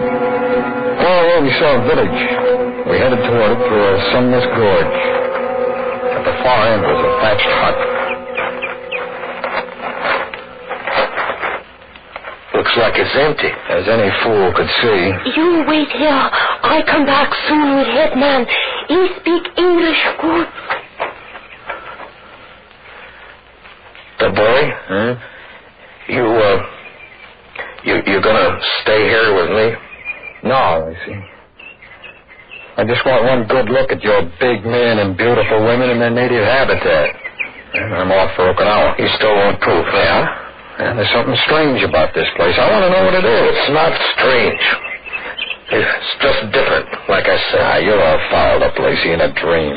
I'm not sure what it's all about, but I gotta find out or it'll drive me crazy the rest of my life. You mean crazy like me? I didn't say that. You know, since we left Okinawa, you've been giving me a bad time. Well, that's mutual. Now you just call me crazy. I know what I said. I know what you think. I know what you'll do once you get back to Okinawa. You'll tell the MPs I went over the hill, and you'll tell them where I am. They'll come after me. You are crazy. I'm just crazy enough to make sure you keep your trap shut. You remember, Tabori, I said I'd be around to spit in your grave? Lacey, stop kidding around with that rifle. I ain't kidding. I'm gonna kill you, Tabori. But first, you're going to see I was right. I want to see the expression on that smart aleck face of yours when you admit it. And then I'm going to kill you. Now get back in that corner. Keep your mouth shut. Hello. You the head man? I suppose you could call me that. His name, Hiroshi. What can I do for you? I want to stay here with Taki. I'm afraid you cannot. Well, I'll work my way. That is not the point. Look, I don't want no arguments out of you. You cannot stay. Well, why? She is a leper.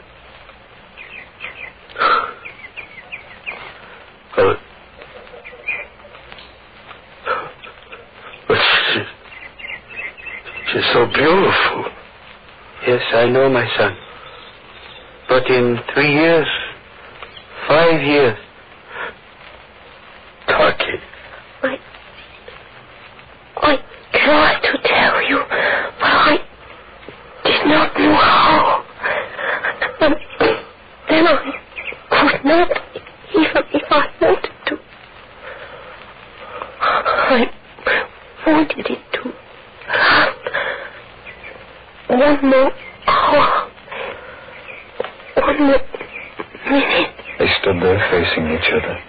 The tall Marine and the girl with the ivory skin with the flower still in her hand, the flower already beginning to wilt. Goodbye, Lacey. Thank you for the flower.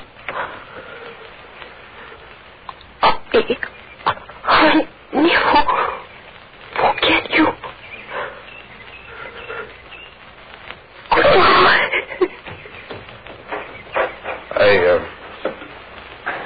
Hiroshi, what's this all about? It is quite simple. 2 nights ago, the Japanese came to the leper colony. They took more than half my patients to Okinawa, headed toward the American lines. Why? To disrupt your advance. There was no chance of contagion, but, well, my patients do not all look as lovely as Taki. Oh, I see. Schwetterkeit. Exactly. A weapon of terror. Yeah. Dobori? Yeah, Lacey. I guess we better move on. You ready, pal? Yeah. It's a long road back to Okinawa.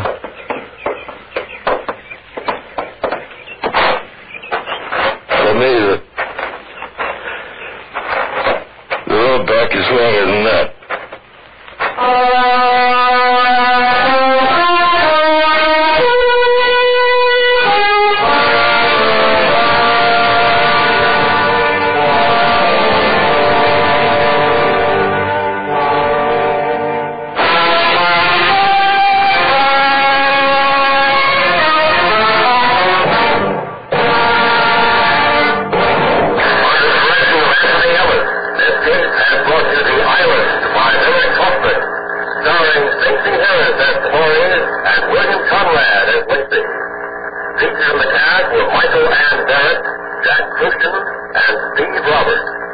Editorial supervision is by John Beston, and the special music for Escape is composed and conducted by Lee Stevens. Next week, you are standing in a darkened room in the heart of Russia, dressed with the Uncle's prison. Your mind tortured into blankness. But across the desk from you, happily smiling at you, is a chief of Russian police who intends to drive you to insanity or to death. So listen next week when Escape brings you John Dinger's exciting story, The Man with the Single Teeth.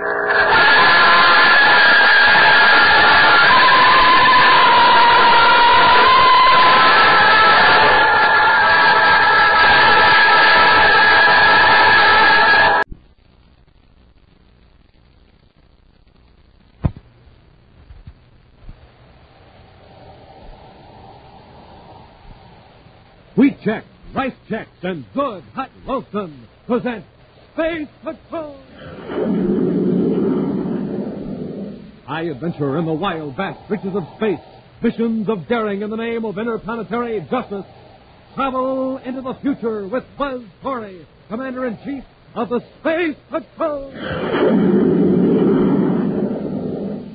In today's transcribed adventure, Buzz and Happy are attempting to rescue a girl being held captive in a metals factory in the orbit of Jupiter Moon number 2. They have just entered the cargo hold of the plant and have raised the faceplates of their spacesuits. Commander, someone's coming. I can see them through the door at the other end of the cargo hold. That's Storch. Have your ray gun ready. Yes, sir. Hey, Commander, I can't move. Something's holding my feet. Someone turned on a magnetic force field, holding our metal spacesuits. Get out of your suit. Hurry. Commander, look up above. The cargo plane is coming down on us with an Endurium beam on it. We've got to get out of these suits. This magnetic field under us, that beam can crush us. We'll return in just a moment with today's exciting Space Patrol adventure, Peril over Jupiter. Gang, if ever there was a time to act, this is it. Yes, this is the day to send for that wonderful new Space Patrol microscope kit Buzz Corey's offering. This is the day because today is the last time we can make this offer. Now, just think. You get the official microscope of the Space Patrol. A microscope that magnifies objects 15 times natural size. A microscope small enough to put in your pocket, yet so powerful it shows you the living creatures in a drop of water. Strong, all-plastic body, 2 glass lenses, has removable lens tube. You can take it right from the microscope and use it alone to examine things like the bark on trees or the fungus on damp walls. And with this super microscope, you get 4 slides. Say you want to look at a blade of grass. Put it between 2 of the slides, slip them under the microscope, look at the lens tube, and there it is, a blade of grass 15 times actual size. you see details that amaze you, thrill you, mystify you. But wait, in addition to the microscope and the 4 slides, you also get a special slide with an atomic particle on it that glows and glows and glows in the dark. So remember, gang, now's the time to act. Now, today, this very morning, is the time to send for your Space Patrol microscope kit. Because today is the last time we can make this thrilling offer. Just buy a box of rice checks or wheat checks. Then, with your name and address, send 25 cents in coin and a rice checks or wheat checks box top to Space Patrol, Box 686, St. Louis, Missouri. Don't forget your 25 cents. That's Space Patrol, Box 686, St. Louis, Missouri. And now, today's Space Patrol adventure, Peril over Jupiter. After completing a mission on Neptune, Commander Corey and Cadet Happy have returned to the man-made planet Terra. Now, in his central office at Space Patrol headquarters, Commander Corey is efficiently clearing up routine business that's accumulated during his absence. He looks up as Happy turns from the communications panel, a troubled frown on his face. What is it, Happy? I hate to disturb you, sir, but it sounds pretty urgent. It's a woman named Carla Markham. She says her life is being threatened. Major Gray put her through to my office. It must be urgent. I'll talk to her. Yes, sir. This is Commander Corey. May I help you? Commander, this is Carla Markham. My father was Richard Markham. Markham, the metals expert? Yes. I remember your father quite well, Miss Markham. Now tell me, what's this about your life being threatened? To tell the truth, Commander, it hasn't actually been threatened yet, but I expect that it will be. Oh, by whom? By 2 men named Nelson Sprague and Duke George. For 2 years, they've been getting money from me under false pretense. Quite a lot of money. How, Miss Markham? When my father passed away, I took charge of his metal processing plant, space plant in the orbit of Jupiter moon number 2. Yes, I know the one you mean. In about a month, Sprague and George showed up with some documents indicating that my father owed them quite a large sum of money. And the documents were forged? Yes, but I didn't find that out until a few weeks ago. And I refused to pay them any more money. They became quite angry and abusive. Can you prove those documents are forgeries, Miss Markham? Unfortunately, I can't. That's why I didn't go to space to immediately. Also, I'm afraid they could wreck the business. It took my father 20 years to build up unless I keep paying them. Forgery and extortion. And they've also threatened your life? Hint that I might meet with a serious accident if I cause them any trouble. Miss Markham, where are you now? I'm at the Hotel Terra. Do you have those documents from Sprague and Dort? Yes, I do. Can you be at my office this afternoon at 1500 hours? Yes, Commander. Well, bring all the evidence you have. Goodbye, Miss Markham. Goodbye, Commander. Thank you. Happy. Yes, sir? Check with Major Roberts and see if we have anything in the files on Nelson, Sprague, and Duke Dort. Right, Commander. Well, meanwhile, I'll contact Jupiter headquarters and have them space us on information on the Markham.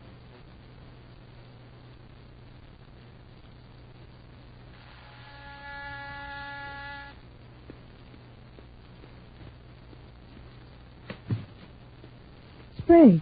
Yes, Miss Markham. Dort and I thought we'd drop in. Hiya, Miss Markham. I was just going out. If you'll excuse me. We'll only stay a few minutes. Really, I can't talk to you now. If you're in a hurry, just give us what you owe us and we'll be on our way. I don't owe you a cent. I never did, and neither did my father. Now, that's where we differ. Now, we can talk privately, Miss Markham. You have no right to force your way into this room. And a nice room it is, too. I'll look around if you don't mind. You know, Miss Markham, we were almost ready to blast off to your Jupiter plant, thinking you were there. Then I space-phoned your chief engineer, and he told me you were here on Terra. Here on business? No concern of yours. I'm afraid it is. You might have caused us to make a long space flight for nothing. Hey, what's this? Does it go with the room? Mr. George, put that down. It's Venus ceramic, and I don't want it broken. More than a ceramic will be broken if we don't get that money, Miss Markham. You've got all you're going to get. I know now that my father never owed you a single credit. All those contracts were forgeries. We'll have a hard time proving it. Besides, for your own protection, it would be wise to pay us off completely now. That sounds like a threat, Mr. Sprague.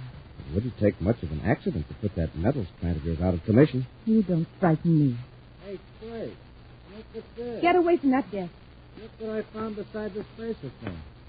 A memo in Carla's handwriting. Give me that. Now, Miss Markham, don't you know it's rude to drag?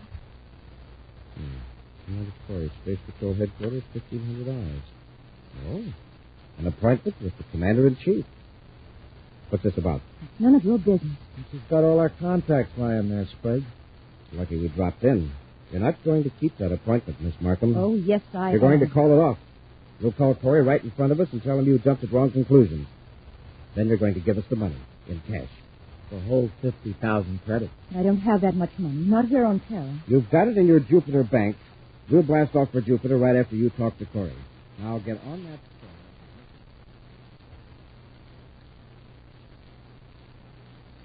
I don't understand, Miss Martin. This morning you seemed very upset. I know. I was very foolish. Everything's all straightened out. And you're in no danger? Oh, not in the least. I'm sorry it bothered you, but it's just that I've been working hard, and I imagine a lot of things just went through. So it seems silly. How about those two men? Miss Markham, can you hear me? What about those two men? I was all wrong about them. They've canceled the agreement. I heard from my attorney on Jupiter by spacecraft. I see. And as I told you this morning, Commander, I'm leaving for Jupiter this afternoon. I hope you'll forgive me for being such a bother. Of course, Miss Markham. Thanks for calling. Goodbye, Commander. Did that happen? Yes, sir. Well, that means there's no appointment at 1500. We can get much more work done. This morning she seemed to be sure that she was in danger. And now everything's fine. Oh, I guess some women are like that, sir. And perhaps the parlor market has done a pretty good job in operating your father's space plant. That calls for level-headed thinking. Like she said, the strain and Yes, all. but wait. This morning she told me she was planning on staying on Terra for 3 days. Just now she said, as I told you this morning, I'm leaving for Jupiter this afternoon. Yeah, that's right. That inconsistency might have been on purpose, maybe. Why? Perhaps she was forced to make that call just now. By Sprague or Dork? Yes. I have to watch what she said so they wouldn't get suspicious, but I would. Could be, I suppose. The more I think of it, the less likely it is that Paula Markham would accidentally misquote herself. Then, in effect, she's telling you, don't believe anything I'm saying right now. Exactly. Remember that pause? Uh-huh. And I thought I heard a click. She was getting instructions, no doubt. Get an official service car, Happy, and we'll rush over to the Hotel Terra and check. Yes, sir. While you're inside the hotel, I'll stay in the car and watch.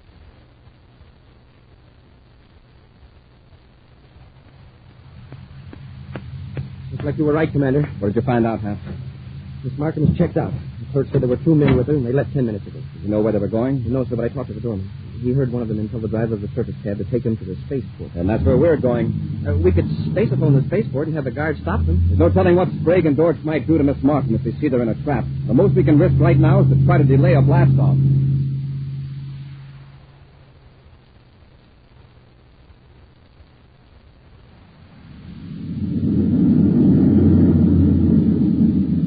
Pretty nice little cruiser you've got here, Miss Markham. I wouldn't mind having it. Don't worry, Sprague. You will. Dorch, Miss Markham doesn't think that's funny. You're thinking of stealing a ship. Just remember that it can be easily traced. Oh, it won't be stolen. I'll rig up a nice legal-looking transfer of ownership. Dorch, check the rear view scope, see if we're being followed. I've been watching the brick there. Good. We'll go to her space plant and have her write us a check. We'll take care of the 2 engineers and fix all your communications equipment so you can't call for help while we're in Jupiter City. If we get the money, we'll see that you're rescued. If we don't, well, we'll find a way to wreck your plant.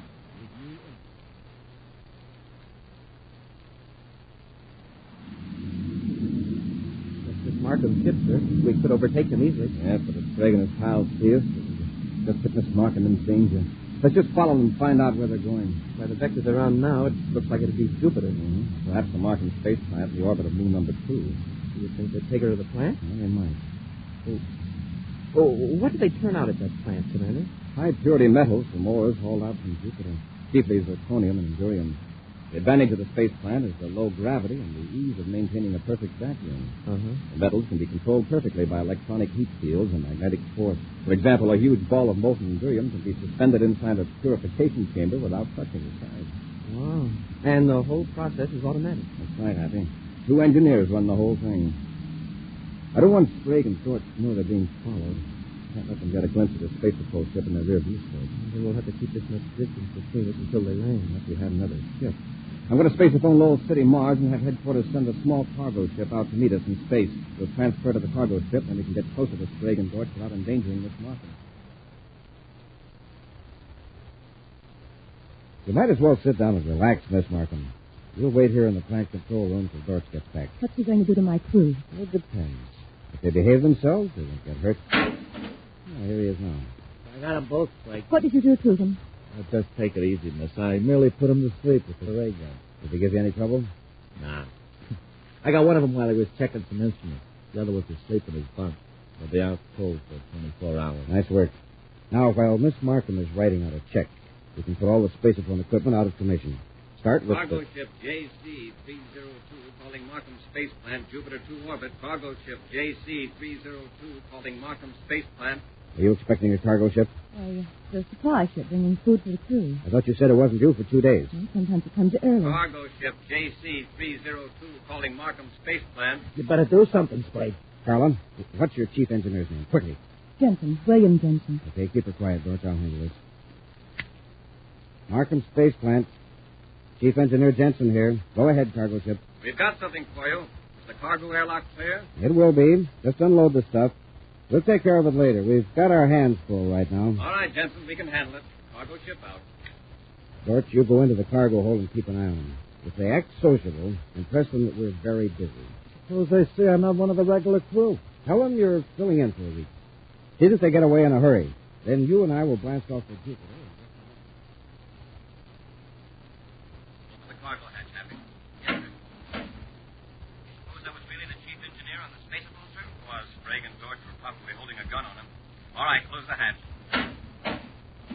Open your faceplate, Hap. Now we'll plan our attack. Yes, sir. We'll move fast and take them by surprise. Probably in the main control room waiting for us to unload the cargo and leave. Somebody's come. I can see him through the door at the other end of the cargo hold. That's good. Andrew is thick with my eye. Mustache. Heavy set. Hi. Can I give you fellas a hand? Thanks. Now you can start bringing the stuff in. We're Space Patrolmen, George.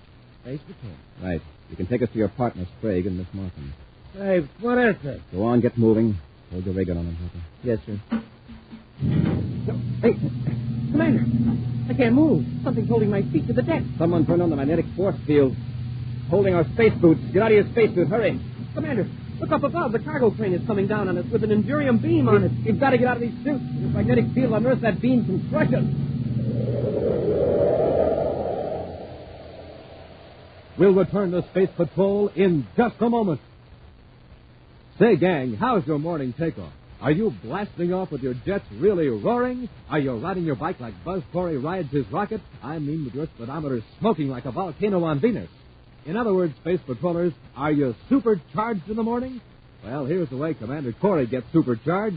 He tucks away a power breakfast with Rice Chex or Wheat Chex, the super cereals. Try Rice Chex today. What'll you say? Delicious. Try Wheat Chex today. So swell tasting, you'll eat more and more and more and more. Rice Chex, Wheat Chex, the only cereals in the universe with that modern, bite-sized design for easy eating. The only cereals in the universe with a picture of Commander Corey or Cadet Happy on the outside of the package. The only cereals in the universe with that mysterious magic space picture on the inside of the package. The super cereals that help to supercharge you. Rice Chex, Wheat Chex. And now, back to our Space Patrol adventure, Peril over Jupiter. Nelson Sprague and Duke George are extorting money from Carla Markham to operate the robot-controlled metals plant on the orbit of Jupiter's number 2 moon. The two men forced Carla to take them to the plant in her own spaceship, where they overpowered the 2 engineers and are holding Carla. Commander Corey and Cadet Happy trailed Miss Markham's ship from Terra, then approached the metals plant in the small supply ship. Wearing spacesuits, they entered the cargo hold of the plant through the airlock, where they found Duke George. As the commander ordered George to take them to Carla Markham and Sprague, a powerful magnetic field was turned on beneath the deck of the cargo hold, making it impossible for the space patrolmen to walk. Then, from above, a huge loading train lowered a heavy Endurium beam down upon them. George, who is not wearing metallic shoes, is not affected by the magnetic field. Commander, I can't get out of my spacesuit. Something's stuck. That beam will down us in a few seconds. George, cut that magnetic field. You'll have to talk to Sprague about that.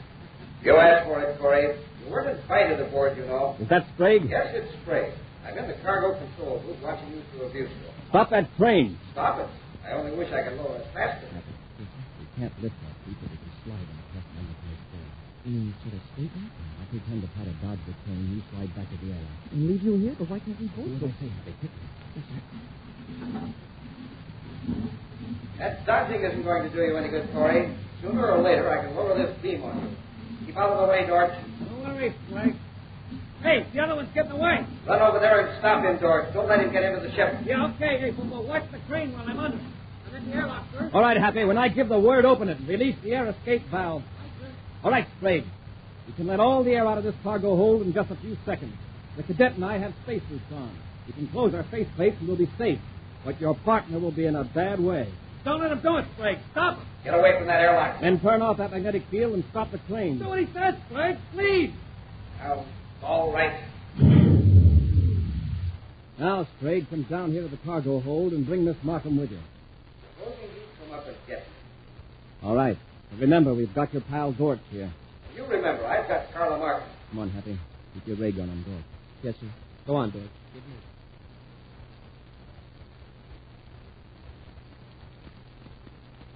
This is the controller. Go on in and don't try anything. Welcome aboard, Commander. Commander, I tried to make him stop the crane. Yes, I was forced to tie her up. Untie her. Are you hurt, Miss Markham? No, I'm all right, but my 2 engineers. What have you done to them, Sprague? I was just about to tell you, You put them in the electronic furnace. Huh? Now, Commander, there's no need to be alarmed. The temperature isn't very high in there. Yet. But if I were to turn this dial, it would be hot enough in that furnace to melt endurium in just a few seconds. Sprague, get away from that instrument. I'll come a step nearer, Commander. And even if you shoot me with that ray gun, I still have time to spin this dial. And he'd do it, Commander. He really would. I don't doubt it. So that puts me in quite a strategic position, Commander. Unless, of course, you want to sacrifice those 2 engineers. I suppose you want a chance to get away, is that it? A little more than that. Miss Markham has some money in the Jupiter City Bank that I could use quite nicely. Torch and I are going after it. After Miss Markham writes it. Check. I'll write it. Just don't hurt those men. Torch, collect their weapons. Give me a gun, Happy. There's nothing we can do now. No, there's nothing you will be able to do. Torch and I are going to smash up all the spaceophone equipment in this plant, including those in your spacesuits. Then we'll take your cargo ship and cut it loose in space. Here, Dortch, you guard them while I smash up the spacephones. The sooner we blast off the creek. Certainly did a thorough job of wrecking the communications equipment. I'll see. Nothing but junk. But maybe there's a small transmitter somewhere that they overlooked. Let's check with this Markham. Where'd you go? She's trying to revive those 2 engineers. We sure had a close call. One twist of Sprague's wrist, and that'd have been part of a batch of molten endurium. Here's Carla now. Any luck, Commander? No, we really smashed the equipment. How are the engineers? I'm afraid we just have to wait till the ray gun effect wears off. We could revive them. Might be able to assemble a makeshift transmitter out of some of this junk. Well, maybe there's a small set we've overlooked. I'm afraid they got every one, Commander. We'll have to see what we can do about rebuilding one ourselves. Where are the spaceophone parts, Miss Martin? There might be some in that cabinet. All right, Happy, let's get busy.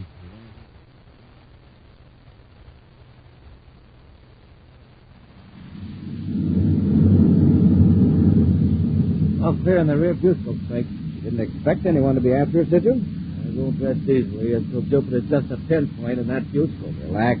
We've got the money. As far as the bank's concerned, Carla Markham was just paying off a legitimate business debt.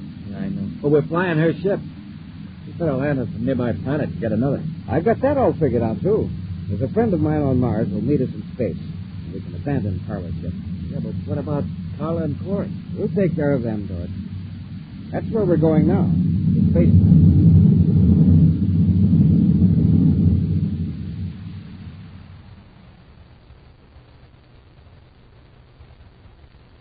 How are you coming, Commander? Oh, we're about ready to make a test, Carla. If the spaceophone works, we'll have help here inside of an hour. Yeah, then we can go after Sprague and Dortch. Connect this wire, Happen. We'll be ready. Yes, sir. Commander, isn't there a spaceship out there? Where that glint is? Yes. Seems to be coming toward us. Hurry with that connection, Happen. It's all ready, sir. Maybe we can contact that ship. If it's Sprague and Dortch, we won't want to. Now, let's see if the set works. Yeah. The meters check, sir. Here goes. Attention, all Space Patrol units in Jupiter sector. Emergency message. This is Commander Corey aboard Markham Space Plant in Jupiter 2 orbit. Commander Corey aboard Markham Space Plant in Jupiter 2 orbit. Units in this region will proceed at once to the plant. Watch for stolen private cruiser JP450, possibly between Jupiter and this location. They got a space patrol. We got to stop them quick. Yeah, but how? We'll wreck the space plant. This ship isn't armed. We can wreck it with our rocket blast. We'll come in with our nose rocket blasters. How do you know what part of the plant they're in? We'll destroy the air supply units. That'll fix them wherever they are. All right, George. Cut in those forward rockets.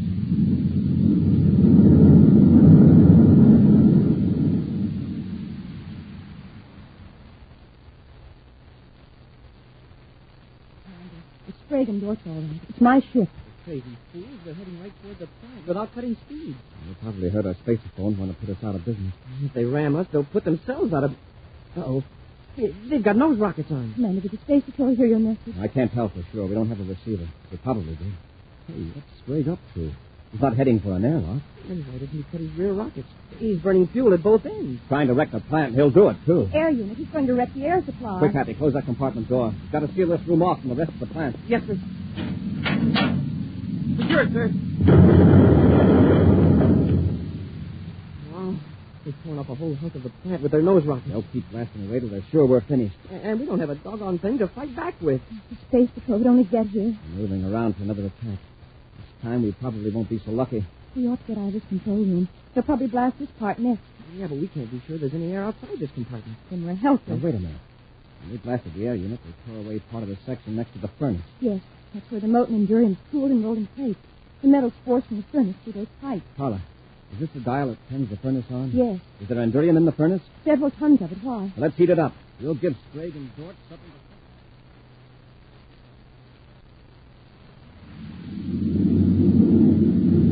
All right, George, let's make another pass. This time we'll hit the control section. Well, let's not get too close this time. Suppose something explodes. Sprague, this is Corey. Cut your rockets. Don't waste time with an argument because we don't have a receiver. If you try to do any more damage, we'll blast you to bits. Listen to that, George. Who does he think he's kidding? Hey, look, they're firing at us. Hey, what are they using? I missed you on purpose that time, Sprague. We've got tons of molten endurium in the furnace. We can keep pouring it at you. George, cut in the forward rockets. We'll get him quick. Sprague, listen, that molten endurium can tear right through our ship. Do what I tell you. But they've hit us. They're tearing us apart. Cut rockets. George, you hear me? Cut rockets. That was close, Sprague. Oh, look at the instruments. Our power's gone. They've knocked out our power. Sprague, this is Corey. Your ship looks pretty badly damaged. Seal yourself in the control cabin to prevent loss of air. Right. We are losing air. Seal that compartment door quick. Just keep calm, Sprague. I've got good news for you and Dort. We've just sighted a Space Patrol squadron headed this way. Corey out. George, did you seal that door? I sealed it, Sprague. And before the Space Patrol gets here, there's just one thing I want to get off my chest. Yes, what is it? Just that. Oh. You and your big ideas.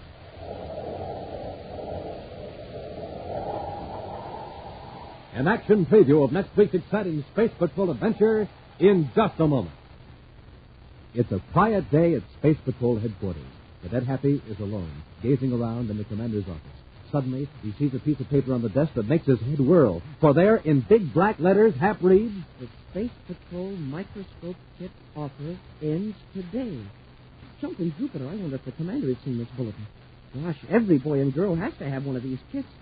Why, it's a real Space Patrol microscope, and it magnifies objects 15 times, and it's pocket size and all plastic, and you get 4 transparent slides with it, plus the mystery slide. Gosh, I got to tell the commander about this offer, and so he'll be sure to tell the gang about it. And so Hap hurries across the office, swings open the door, and whammo, crashes right into the commander. Oh, right on my foot. Oh, I'm sorry, sir, but did you know that today's the last day for the microscope offer? Yes, I had Captain Tufeld announce it at the beginning of today's Space Patrol program. Huh? That's all. Out like a light. My cadet. Well, Hap had the right idea. It's very important to know that today is the last time we can offer the Space Patrol microscope kit. So hurry and send for it now. Just buy a box of rice checks or wheat checks. Then with your name and address, send 25 cents in coin and a rice checks or wheat checks box top to Space Patrol, Box 686, St. Louis, Missouri. This offer good only in the USA and may be withdrawn at any time. That's Space Patrol, Box 686, St. Louis, Missouri.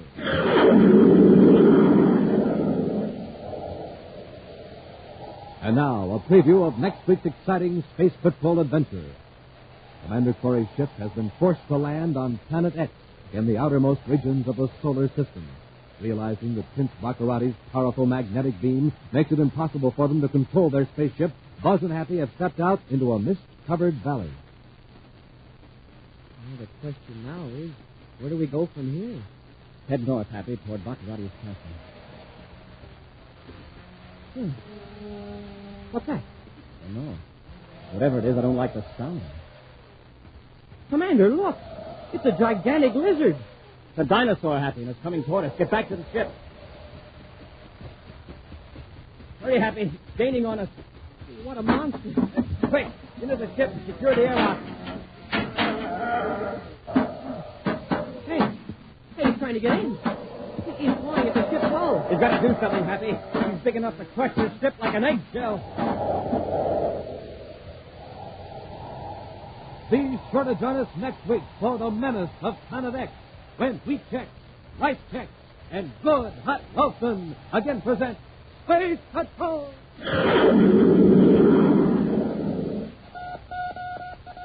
Special bulletin for boys and girls in Akron, Ohio, Albany, Schenectady, and Troy, New York. Buzz Corey's own space battle cruiser, the Ralston Rocket, will be in your area next week. Don't miss it. The Ralston Rocket. Space Patrol, created by Mike Moser, starring Ed Kemmer as Commander Corey and Lynn Osborne as Cadet Happy, was written by Lou Houston, produced and directed by Larry Robertson, executive producer Mike Dever. Other players were Virginia Hewitt, Norman Jolly, and Ken Mayer. Dick Tufeld speaking. Now, don't forget to tune in next Saturday and every Saturday when Wheat Chex, Rice Chex, and Good Hot Wilson again present Space Patrol! Be sure to see another exciting Space Patrol story on your local ABC television station. Consult your local newspaper for time and channel. This program is broadcast to our armed forces overseas through the worldwide facilities of the Armed Forces Radio Service. Space Patrol came to you transcribed from Hollywood. This is ABC Radio Network.